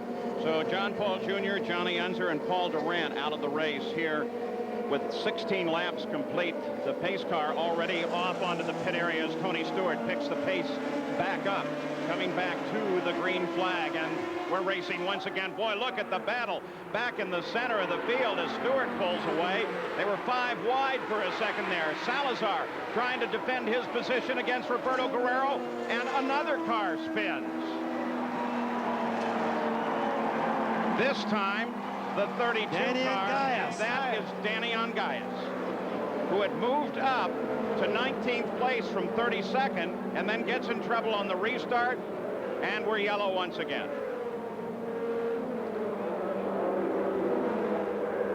This is looking at it. I don't know what happened high there, in the but groove. he just looked like maybe he just stood on the gas too hard and turned that car sideways. He just busted the rear tires loose, Yeah. Danny, just as you thought there, and came around. The lucky part of it is he was going awful slow, which means it's easy to break the rear tires loose, but by the same token, he didn't go fast enough to get out and hit the wall. Let's go to Jack Arute. Well, I think maybe we might be seeing something shades of several years ago. Remember when the temperatures were real cold and only Goodyear was shoeing the Indianapolis 500? Leo Mel told us at that time, cold tires are a problem. The radios chatter back and forth between teams, both for Firestone and Goodyear today, so far as it under cold tire conditions, these cars are very loose. In fact, Mark Dismore radioed into his crew that he thought that might have accounted for him getting into the dirt. You might have to put some heat into these new shoes. All right, now Danny Angayas caused the yellow, comes into the pits, even though under yellow the pit should be closed. He finally gets re-going again. We're going to check on that and make sure that this stop in the pits was one he could, in fact, legally make. We'll be right back. After causing the yellow. Right, and I've got a question to you guys over there, Bobby and Jack. You know, I did that 92 race when you're talking about it being so cool. I didn't feel that this morning. Of course, I'm up here in a comfortable booth, you know, with the heater on. But is it as cold as it was in 1992? Negative, Danny. It really isn't bad out here. It's pretty nice, in fact. The only thing that would make the track be too cold under normal thermostatic tire conditions would be the fact that the sun is not beating on it. But I think it's beautiful weather. In fact, I don't know when I've ever seen it any better. Well, the field works their way behind the pace car through the second turn, and Kerry Agajanian of the Indy Racing League has joined us here in the booth. And Kerry, as we look at this, there is the yellow light on as we see Danny Angayas heading to the pits. Now, what is the rule? Well, the rule is that once the yellow light up here at the end of the pit starts flashing, it is closed. But you see, also under this yellow condition, under this yellow condition, though, they are not allowed to enter the pits, and he will be black flagged. So he will be brought in, stopped, and then head out. Yes, stop and go. So the question to you is, so actually, isn't it correct? The minute it goes yellow, the second, the millisecond it goes yellow, The pits are closed. Is that correct? Yeah, that's correct. Okay, my question would be, the yellow light was not on in the pits until he was into the pits. Yeah. So how could that mean it closed if the yellow light wasn't on? I can now help this. They've just changed their minds, Gary. So since you walked down to our booth in your defense, as we go back to green flag racing, once again, Kerry Agajani, thank you very much for coming down. I'm sorry they changed it after you left. Okay, no problem. So back on the track, Salazar with Davy Jones, beginning now to challenge Guerrero just ahead of Salazar, working the 21st lap. 234 miles an hour by Tony Stewart on that last lap. Everybody's coming through turn 2. Real nice, straight. Unfortunately, Paul, we're going to see some instances later on where they're getting awfully close to the grass. And with the damn ground again, like I said earlier, that's going to be a problem all day. We can watch for that. They don't want to be too close to the grass today. Davy Jones driving for Rick Ellis, the lone Mercedes-Benz in the field. Now, Bobby, one of the things I'm noticing here on the shots we're seeing is they're coming off with a very tight line. They've got plenty of room to spare coming off turn 2. Looks very conservative. Most of them, Danny, are running very conservative. Even over here in turn 2, they're not even getting near the wall. That means they're all a little edgy about the racetrack today. And I'm still having a hard time figuring it out because Tony Stewart has no trouble finding speed. The rest of them are very conservative. All right, there you keep track of Davy Jones. In the meantime, we mentioned Paul Durant out of the race, Jackaroo. Well, we've caught up with Paul. He's changed to a civvies. Paul, what about your feelings in such an early exit from the Indy 500? Well, it's tough. You know, we came here and tried to just keep things clean for the month, and we were able to do that. The car was really good at the beginning of the race. We were just biding time and trying to take what was given to us and not do a lot. I came up on Lynn St. James, and she actually was puffing some oil, and I thought she was going to have motor problems, so I backed up a little bit, and a couple laps later, just out of nowhere, ours let go. Got it down on the warm-up lane and must have gotten my own oil because it just turned around, and fortunately, you know, we didn't get too far on the racetrack and nobody hit us. Well, it's tough to see you out. It's a good thing that something just real close happened, Paul, as we were on board with Arie Luyendyk. He just barely touched the wall. That'll get your attention at 220 plus. Yeah, he's still running 8th, but we saw the replay just up a graze of the wall. But Danny, even a graze at those kind of speeds. Well, let's not forget last year, Michael Andretti grazed the wall. It didn't look a whole lot different, and it actually put him out of the race. And I believe you can see Arie going through 4, getting ready to set up for 4 right here. He'll go through, and you should see a black mark right there on the outside, right there. As we just went by. That's the where he just touched. He obviously looks as if everything's okay. He's running around, speeds are awfully early in the race, Danny, to be doing that. All right, we can look at it one more time, this time in slow motion. Drifts out toward the wall. Boy, this is, you're right, Danny, so reminiscent of Michael last year. See his hand, too? See him just moving his hand right there? And the wheel just touches. Now, Bobby, he's pretty close to that car in front of him. I don't know whether the air moved it around just enough. What happens is he loses a little bit on his front wings, but Danny, he shouldn't have been that close. He has a little bit more reserve than that.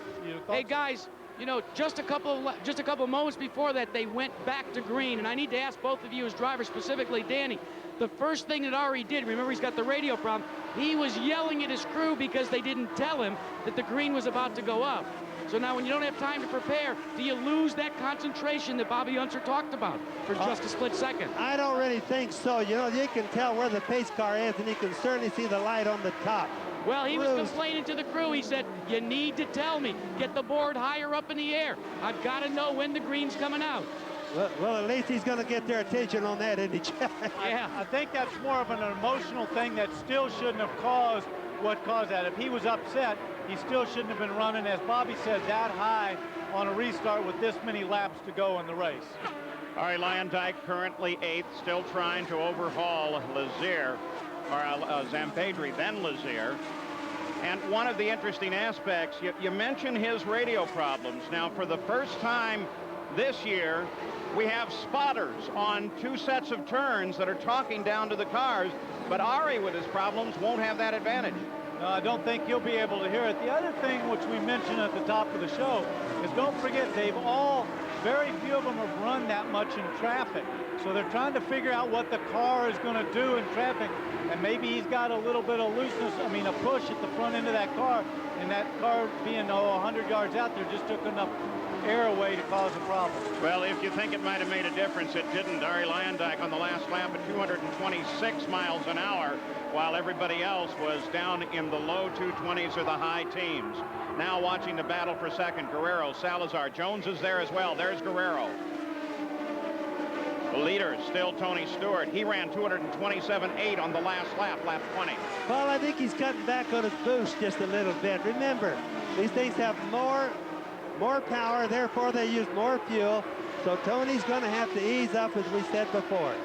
On our Valvoline speed board there, 207 miles an hour for the last lap of Roberto Guerrero, former track record holder. Started back in 6th place, now runs in 2nd, and held the track record right up until qualifying for the pole this year. Well, and I think that speed's probably indicative of how much is going in, how much he's in traffic. He's running much faster than that if he's running 2nd spot. Battle we're tracking right now there at the front of the screen. That's Eddie Cheever and at the front of this group, and that is Buddy Lazier. This is a battle for 5th place, as Lazier has been catching up regularly. Now you see Arie Luyendyk comes into the frame as well, and Davy Jones not all that far ahead of this fight.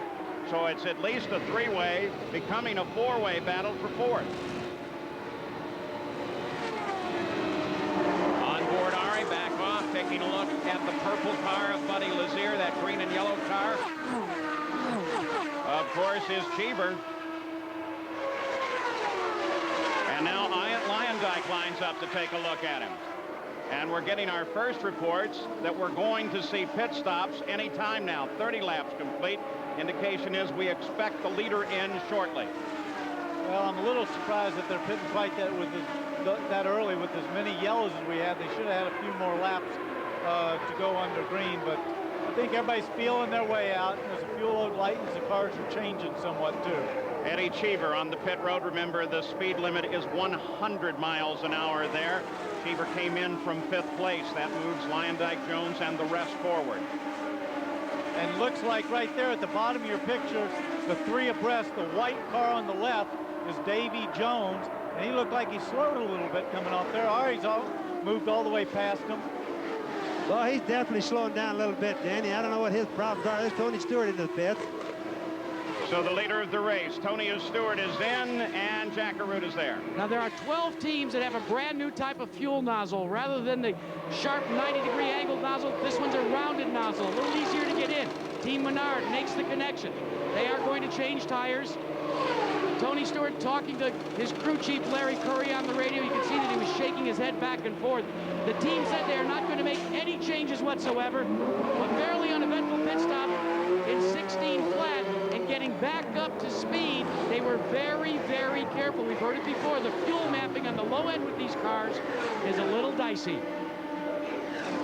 Eddie Cheever still in the pits, and it looks like he has a problem with the left rear of the car. Came in almost limping. It was hard to tell if he was just looking for the speed limit or if, in fact, he had a problem. This is the new leader of the race, Roberto Guerrero, the yellow and white number 21 Pennzoil car. And 2nd place is still Salazar. So Guerrero has been able to move forward. At the same time, with the pit stops, Buddy Lazier has moved into 3rd place. And here is Eddie Cheever as he begins to roll back out and come up to speed. Now let's keep in mind that Roberto Guerrero right there in the 21 car, yellow and white, he's got a Cosworth engine in that thing, going to get better mileage than the Menard engine. Now, as the race goes on, we have to kind of follow this because it'll tell us how the pit stops are working and why. So Roberto Guerrero back at the front of the field. But everyone should be headed for the pits here shortly, as Guerrero, former track record holder, the man who almost won the Indianapolis 500 but stalled on the final lap. And of course, Tony Stewart comes out in position to battle with him. And also remember, if everybody wonders, did Tony Stewart come in too early? Well, the reason that it's risky to come in too early is hypothetically if it went yellow right now, Tony Stewart would have been hurt because he came in under the green. So you always want to go as long as you can so you can look for the yellow flags. Now, when Tony Stewart, Danny, came out of the pits, You saw him, he actually came out ahead of Guerrero, but very wisely stayed wide in the corner and let his speed build up carefully. Well, that's right. He's got new tires on and his fuel load's heavy. He's got it maxed out. He's got to get out there. He didn't have the speed that Roberto had, and Roberto quite smartly got by him. He wants to run in that clear air. There's Eliseo Salazar in the pits, but he moved past him, and now he's tucked right up there behind Guerrero. He'll probably make a run past him again. Now you forget Guerrero's got a pit here in a few laps. And which is exactly what Stewart knows. Now you can look at Salazar's car just before they dropped him off the jacks to go out. They lowered the right front wing down just 1/2 of a turn, which is a very minor adjustment, saying they want the front end to be a little tighter. Just the opposite of what we've seen with some of the cars spinning out today early on. All right, so Tony Stewart has made his stop.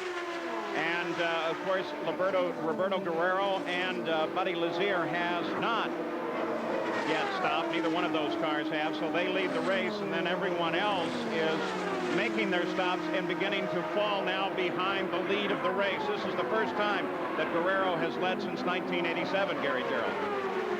The pit stop for Eliseo Salazar, Paul, was sensational. 12.2, and I went and double-checked to make sure they got a full 40 gallons in. They said, yes, we did. The guy that was so impressive as a rookie last year is off to a terrific start. And remember, we were wondering if they were spread too thin with 7 cars for this Team Scandia.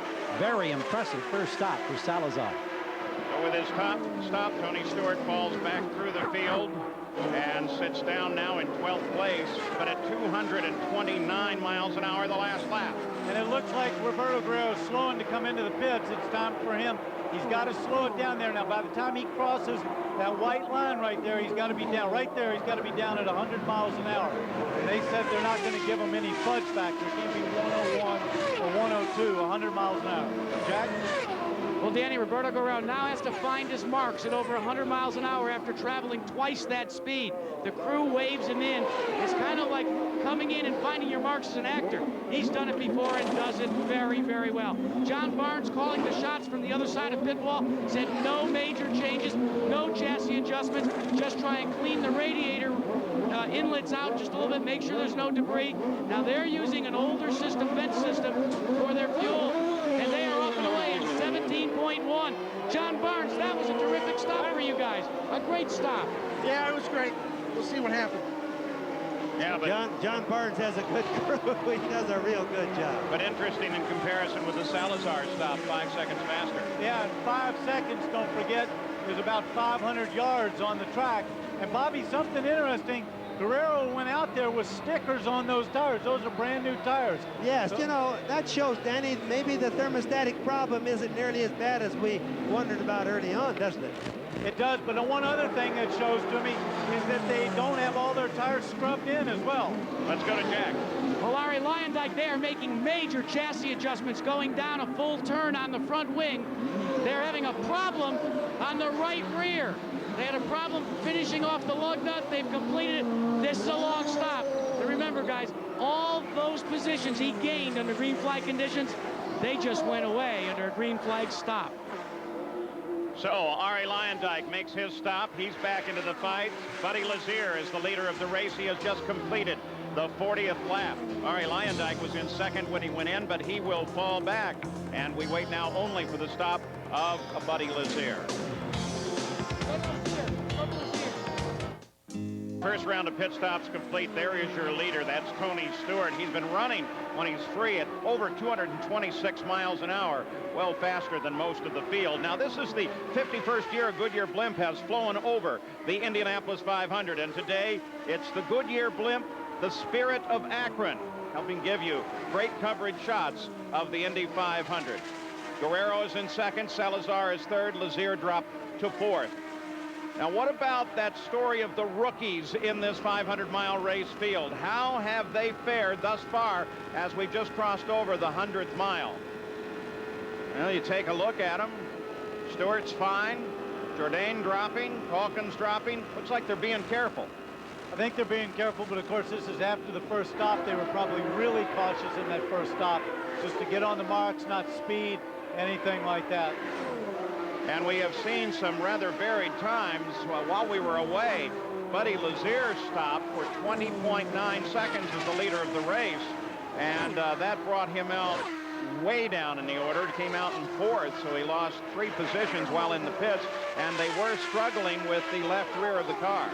This is Eliseo Salazar, and we're going to go back and take a look for Ari Leyendijk. Red and white number 5. Leyendijk, there he is, lies in 5th place. Just moving out. Something interesting from those first stops was Stewart, who took on a full fuel load. He had stopped on lap 31. Lazier stopped on lap 41. That means over the course of the race that Stewart's going to have to pit 2 more times than Lazier. They certainly pitted Stewart too early, I think, Danny. You think that was a conservative stop? I think it was them worrying about it and way too conservative, and maybe their electronics aren't transmitting to the pits and telling him where the fuel or what the fuel usage has been. Or, Bobby, do you think that possibly they had everything, the boost turned up everything maximum, and was, you know, he ran those laps, he actually ran a 2:34 lap, that maybe he just used up more than everybody else? Still too much fuel, even at those kind of speeds, I think, Danny. Well, race controls now reporting, and this is not a big surprise, Racing Gardner with a name like that. You might speed in the pits. He has. He's going to get a black flag stop-and-go penalty. Johnny O'Connell, the white 75 car, slows and heads down into the pit area.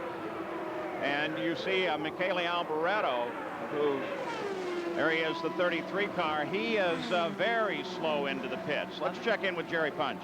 Guys, I'm with Rick Campbell, Goodyear's chief engineer. And Rick, what is the tire wear situation? I understand Davy Jones may have had a right rear wearing a little bit.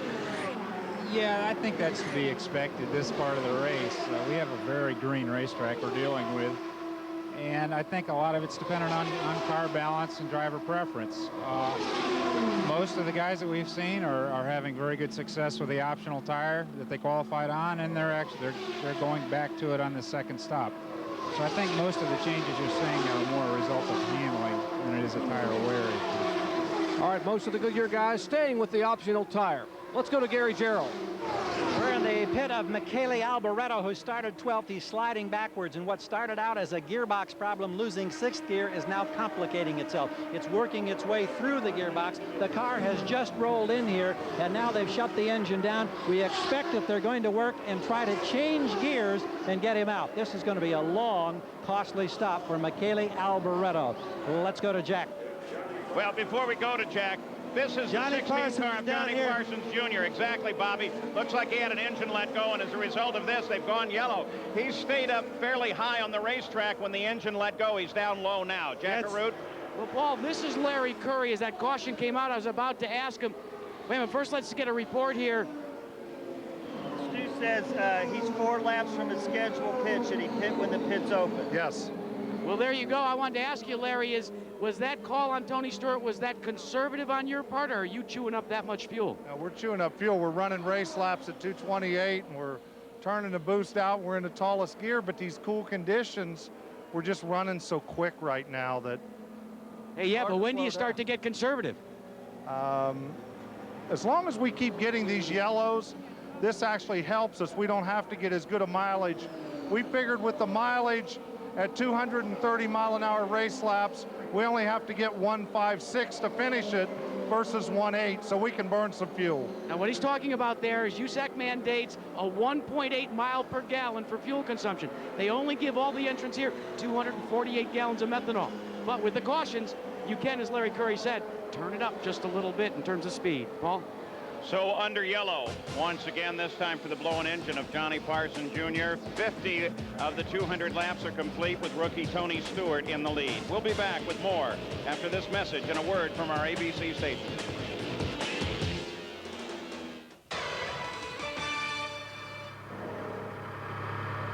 Well, we're still under yellow in the 80th Indianapolis 500. Here is the Valvoline race summary after 50 laps. The leader, of course, was Tony Stewart. He's averaging 152.7 miles an hour, well off the record pace set by Ari Leyendijk at 185. But we've been punctuated with cautions throughout the day. You can see the breakout on the cautions there. And, of course, we're still under the yellow flag here at the Speedway. So we have the cars out of race, and that's Johnny Unser and then Paul Durant, John Paul Jr. and most likely we'll see Johnny Parsons' name added to that list. Tonight on ABC, following America's Funniest Home Videos and Lois and Clark, Susan Lucci and Barry Bostwick star in the erotic thriller Between Love and Hate on the Sunday night movie. And tomorrow night, Peter Falk stars in a Columbo mystery movie, Columbo Goes Undercover. Then the all-new AFI salute to Clint Eastwood with the biggest names in Hollywood. It's all new tomorrow night here on ABC. Jackaroo? Well, Paul, let's update you on Arie Luyendyk. You documented that one time he hit the wall, just smacked it a little bit. Well, guess what? Just a couple of laps ago under green flag conditions, he smacked the wall again ever so slightly. They were concerned about tires. Everything seems to be okay, but here's what's wrong with Arie's car. Consider this the nose of Arie's car and the rear of Arie's car. When he goes into a corner, as he turns the car, instead of it turning this way, it's going this way right out to the wall. Now, you call that a push condition or understeer. Now, remember in the last stop, they did turn on the front wing. According to his crew chief, Bruce McCandless, they got to do some more wing turning next pit stop to get the looseness out. I mean, the push out. Either that, Jack, or put a little bit more stagger in the tires would help it. Gary?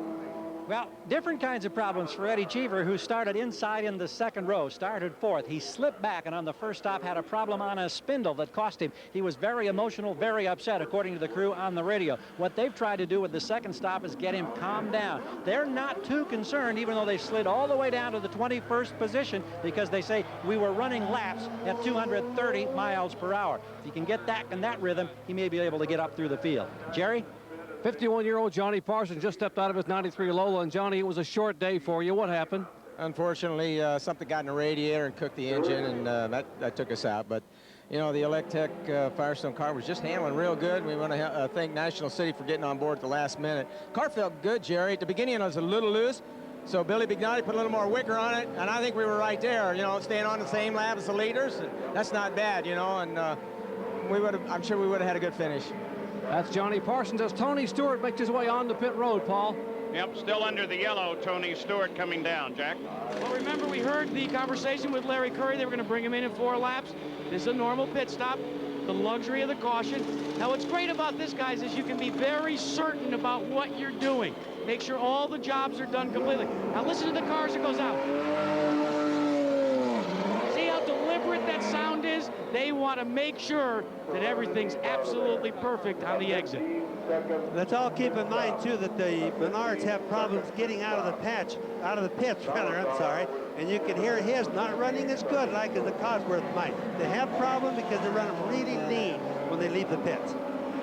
So Tony Stewart tops off. We'll take a look at the full field rundown with Tony Stewart, the rookie, at the top of the field, and that's the entire rundown. That was after 53 laps. Now, we're under yellow, though. The field is now fairly well gathered up as you look through the entire 33-car list, with, of course, 4 cars now being listed out of the field. And we anticipate that pace car will be going back up to speed and heading for the pit shortly. Mike Croft has been reporting problems with his pop-off valve, and Johnny O'Connell came to a stop on the pit road as well during the last few minutes, and so we'll keep track of both of those for you. What about Eliseo Salazar? What a nice stop the first one was, Gary Gerald. Second one, Paul, didn't go nearly as well, but they had the luxury of yellow flag conditions. Remember the first one at 12.2, terrific time. The second time he came in, Dick Simon, who's on the radio with Salazar, said, we're in the window, we're positioned, the car's working great. The only problem was stalled the engine this time on trying to get out. But with the yellow, he only slipped down on the pylon, Paul, to the number 8 position. So Salazar still very much a factor. Jerry? Well, rookie Johnny O'Connell sits on pit road, Gary, with the engine cowling removed, and they've been trying to work over the car. Now Clayton Cunningham, who owns the car, talking with the crew. Let me get a quick comment from Clayton. Clayton, what is the problem with the car? It appears to have stripped the fuel pump drive quill. It's a mechanical fuel pump inside the pump that's driven from the front of the motor, and there's a flexible shaft that drives it, and it appears to have stripped. Any chance you can get it fixed? No, you'd have to pull the engine out to get to it. Okay, that's the sad news for rookie Johnny O'Connell. Paul? Well, that is sad news as well. Johnny O'Connell with a major problem out of the run. Guy that worked so hard to get in here, came in here 3rd in the IRL points.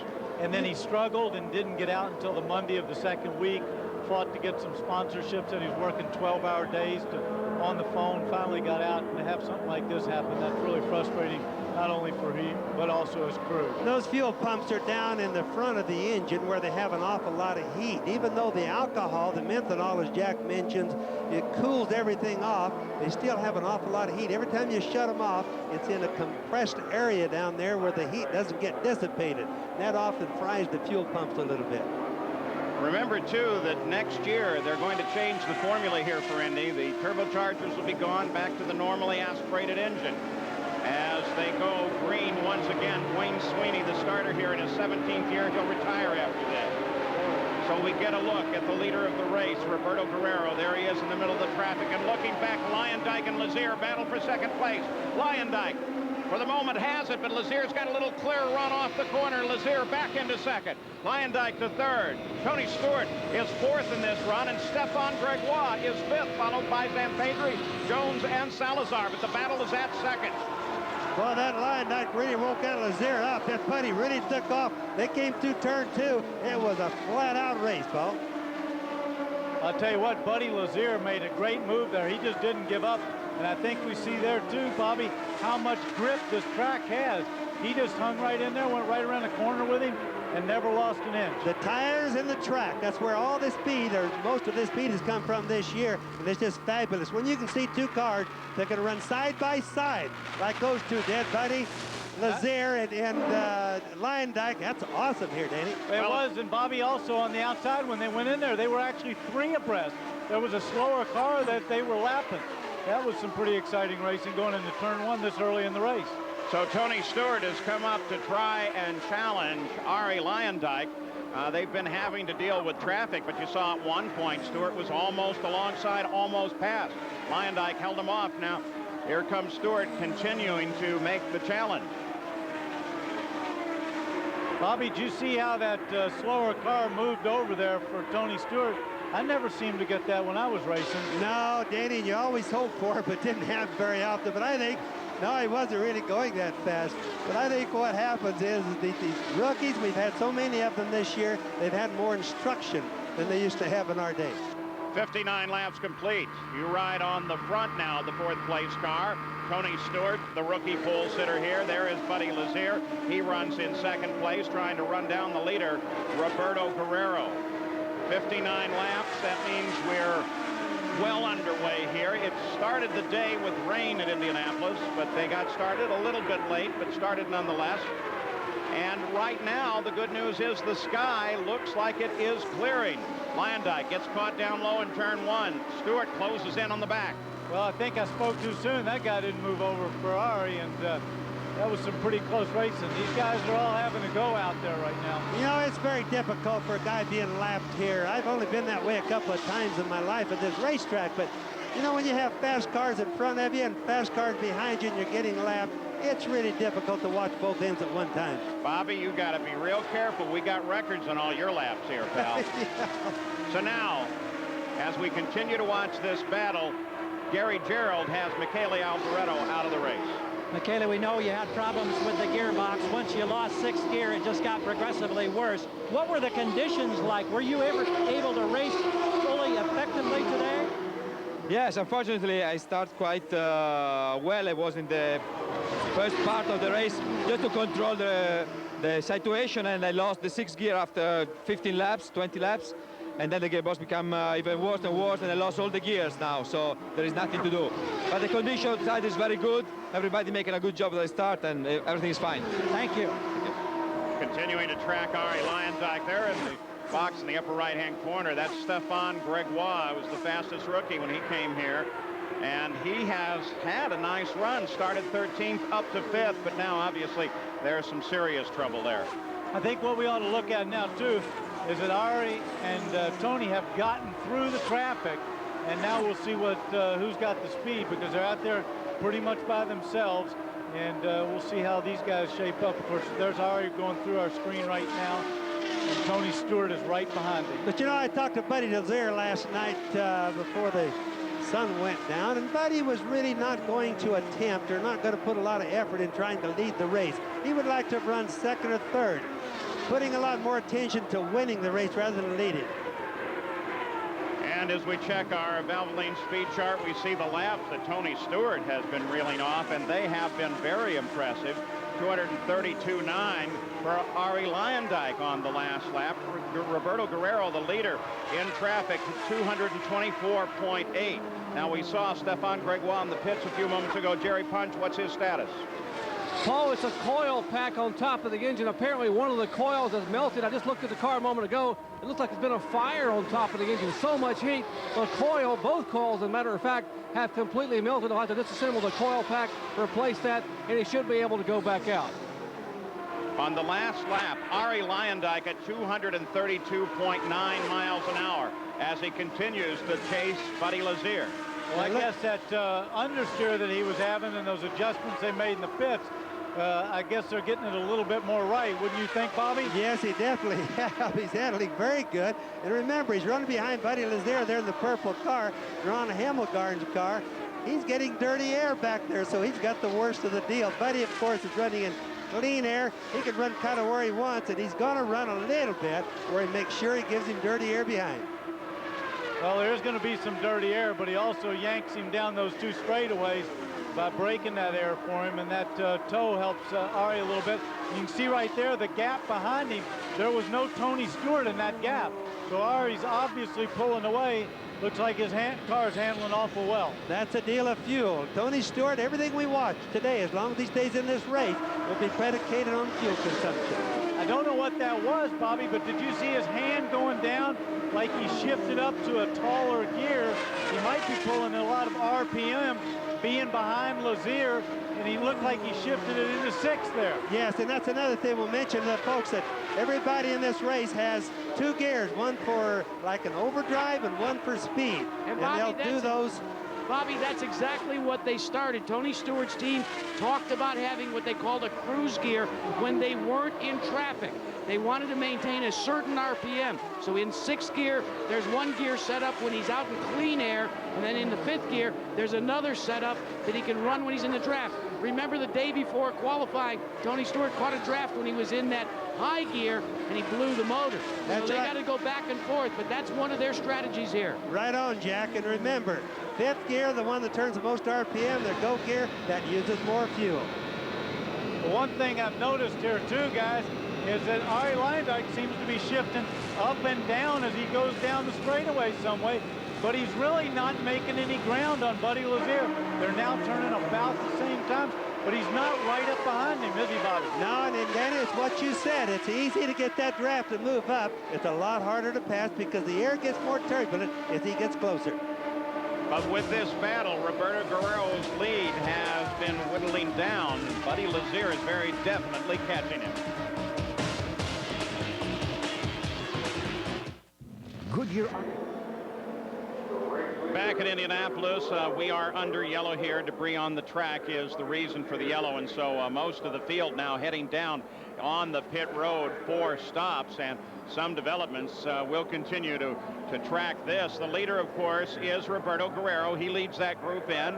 Buddy Lazier second, Ari Luyendyk third. They are all right in order there. Fourth place car is back in the line. That is Eliseo Salazar, and then Davy Jones and Alessandro Zampedri. So we watch Luyendyk. This is going to be the time, Paul, this is going to be the time to see how good the pit crews are right now. Let's see who's first out. They all came in together. Let's go to Jack. Well, as Roberto Guerrero gets his service, so does Tony Stewart. Now, Tony had a little bit of a problem just before the yellow flag came out. They've been adjusting on the boost pressure just a bit, and it leads me to believe they might be trying to conserve fuel. But what happened, according to the engineer, is that Tony may have gone the wrong way and literally popped the valve off. And that caution allowed him to get it back reseated. Larry, we understand that maybe Tony had actually popped the valve, and that caution was fortuitous for you because you could get it reseated, right? Yeah, we wasn't sure. You know, we heard it, but all the vitals looked good, and so we decided that we'd go ahead and take advantage of the caution, which seems to be fine. And boy, what a drama we have in Roberto Guerrero. The stop went long. They reseated the fuel several times. Finally, they got him rolling out. Then he stalled the car, reminiscent of a previous race, and now he's rolling. And Paul, I've also got to mention that contest that I talked about when they all came to the pits together. The Ron Hamilgarn, Ron Dawes, the chief mechanic, beat everybody else with Buddy Lazier's car out. Now that's the kind of pit stops I like to see. The car stopped on the circuit. Looks like Scott Harrington in the 44 exactly car. Who it is. Remember, he had his problems earlier in the day, and he just wants to get going. Now, well, we'll keep track of him. Don't forget that Saturday, ABC's Professional Bowlers Tour will roll into Connecticut for the Greater Hartford Open. And the top stars of the PGA Tour meet at Jack's Place for one of golf's premier events. Join us for the Memorial Tournament sponsored by Dean Witter. That's Saturday here on ABC Sports. So under yet another yellow, and this is the 5th of the day. A number of interesting circumstances developing. We saw the stopped car of Scott Harrington, and we saw the problems for Roberto Guerrero. So let's take a look at how we update the stories that we mentioned right at the start of the race to you. First of all, there was that question of attrition. Well, that doesn't seem to be abnormal in any sense of the word. The attrition about where we expected it to be. Ari Leyendijk's second fastest qualifier carved his way through that field. Been up at the front now, third. Danny Angayas, well, he's 33rd, had problems in his day, back up to 13th place after starting in 33rd. And Team Menard, look at their cars. Interesting combinations, but Stewart still very much in the fight. Let's go down to we take a look at the rookies. 17 started, 6 are in the top 15, so the rookies doing very well. Let's go to Jack Arute. Well, remember we've been talking about the 12 teams that have the brand new type of fueling nozzle. Well, here it is, and the way it works, you have to push it in, turn it, and push it again. That's the problem when Roberto Guerrero stopped. They pushed it in, they didn't get it turned, couldn't get it seated. They didn't get the fuel in the amount of time they were supposed to. They had a problem. Once again, this yellow was for debris. There was a piece of a pit board on the front stretch. They were also looking at the back. And so we're under yellow now with 71 laps complete. Yellow at Indianapolis. Davy Jones becomes the 4th leader today, following in the line of Stewart, Lazier, Roberto Guerrero. Buddy Lazier, of course, is driving with fractured vertebrae, and he has that special seat. Then Tony Stewart, the rookie. Eliseo Salazar, veteran here. Alessandro Zampedri and Ari Leyendijk. Those are the top 6 in the field, still under the yellow. Now, one of the drivers being reported out is Marco Greco, Gary Jones. Motor problems have put you out of the race, Marco, but what I'm curious about, what is the month of May driving for A.J. Foyt been like for a Brazilian driver? Well, it's great for work with a man like him because he's really a winner. He won not on the race, but he won with me. I really like A.J. with the opportunity he gave me, and I look forward if there is any possibility more to work together again. Thank you.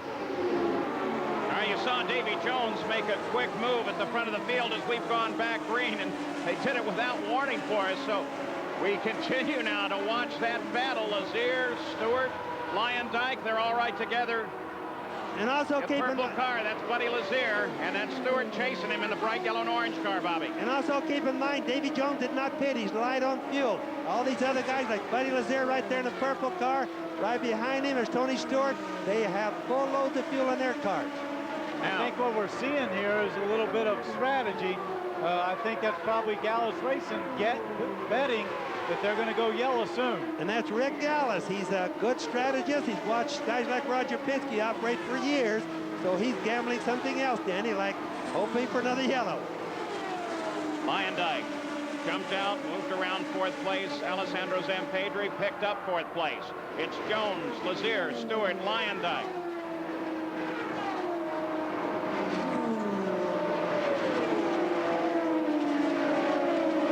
Keeping the track on Ari Leyendijk, the red and white car number 5. Jones, apparently his owner, Rick Ellis. There's Lazier, there's the 2nd place car, and there is Stewart, and there is Leyendijk. That's the top 4 for you.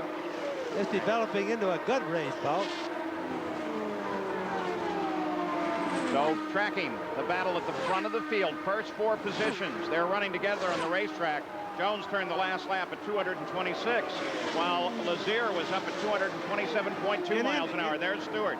And interesting enough, like coming through turn 2, almost all of their grooves are virtually identical right now. Something we didn't have early in the race, Paul.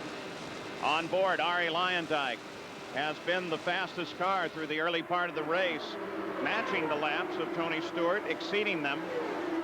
Stewart trying to close on Buddy Lazier. Here comes Luyendyk. Jones is still the leader of the race by 3.6 seconds. Sorry, Bobby. We know that Luyendyk's car is handling better than it was earlier, and you can watch it as he goes through the turns. He seems to be very sure, not coming near the walls anymore. It looks like, too, there with Tony Stewart closing a little bit on Buddy Lazier, that maybe their strategy on this fuel run is going to be a little bit different. So Stewart sets up on the back of Luyendyk, while the leader of the race is Davy Jones, Jack. Well, let's talk about Davy Jones. You were speculating as to maybe there was some strategy being pulled by Rick Gallis. That indeed is the case. What Rick is trying to do is back the race back up, get Davy Jones back in sequence. Why? Because when they came in their first green flag stop, they had a full tank of fuel. Paul? Back on board with Tony Stewart, and there is Buddy Lazier just ahead. Barely 100 yards separates them, and Stewart very much on the charge, trying to make up the difference as they thread their way through the fourth corner. And my question would be, are those tire fragments we're looking at on the screen, you think, Danny? Well, I think what we saw was when he went down into 3, he got it. So I would assume there's probably a little dirt still left on the track. That's pretty easy to be happening now, especially where the track goes so close to the grass down there. And that really wouldn't affect the handling yet, but it certainly looks bad on the camera lens. So Stewart makes the move. It's Jones, Lazier, Stewart, Luyendyk, Zampedri, Salazar, and 3rd, 4th, 5th, and 6th are fairly tight on the course. And you notice there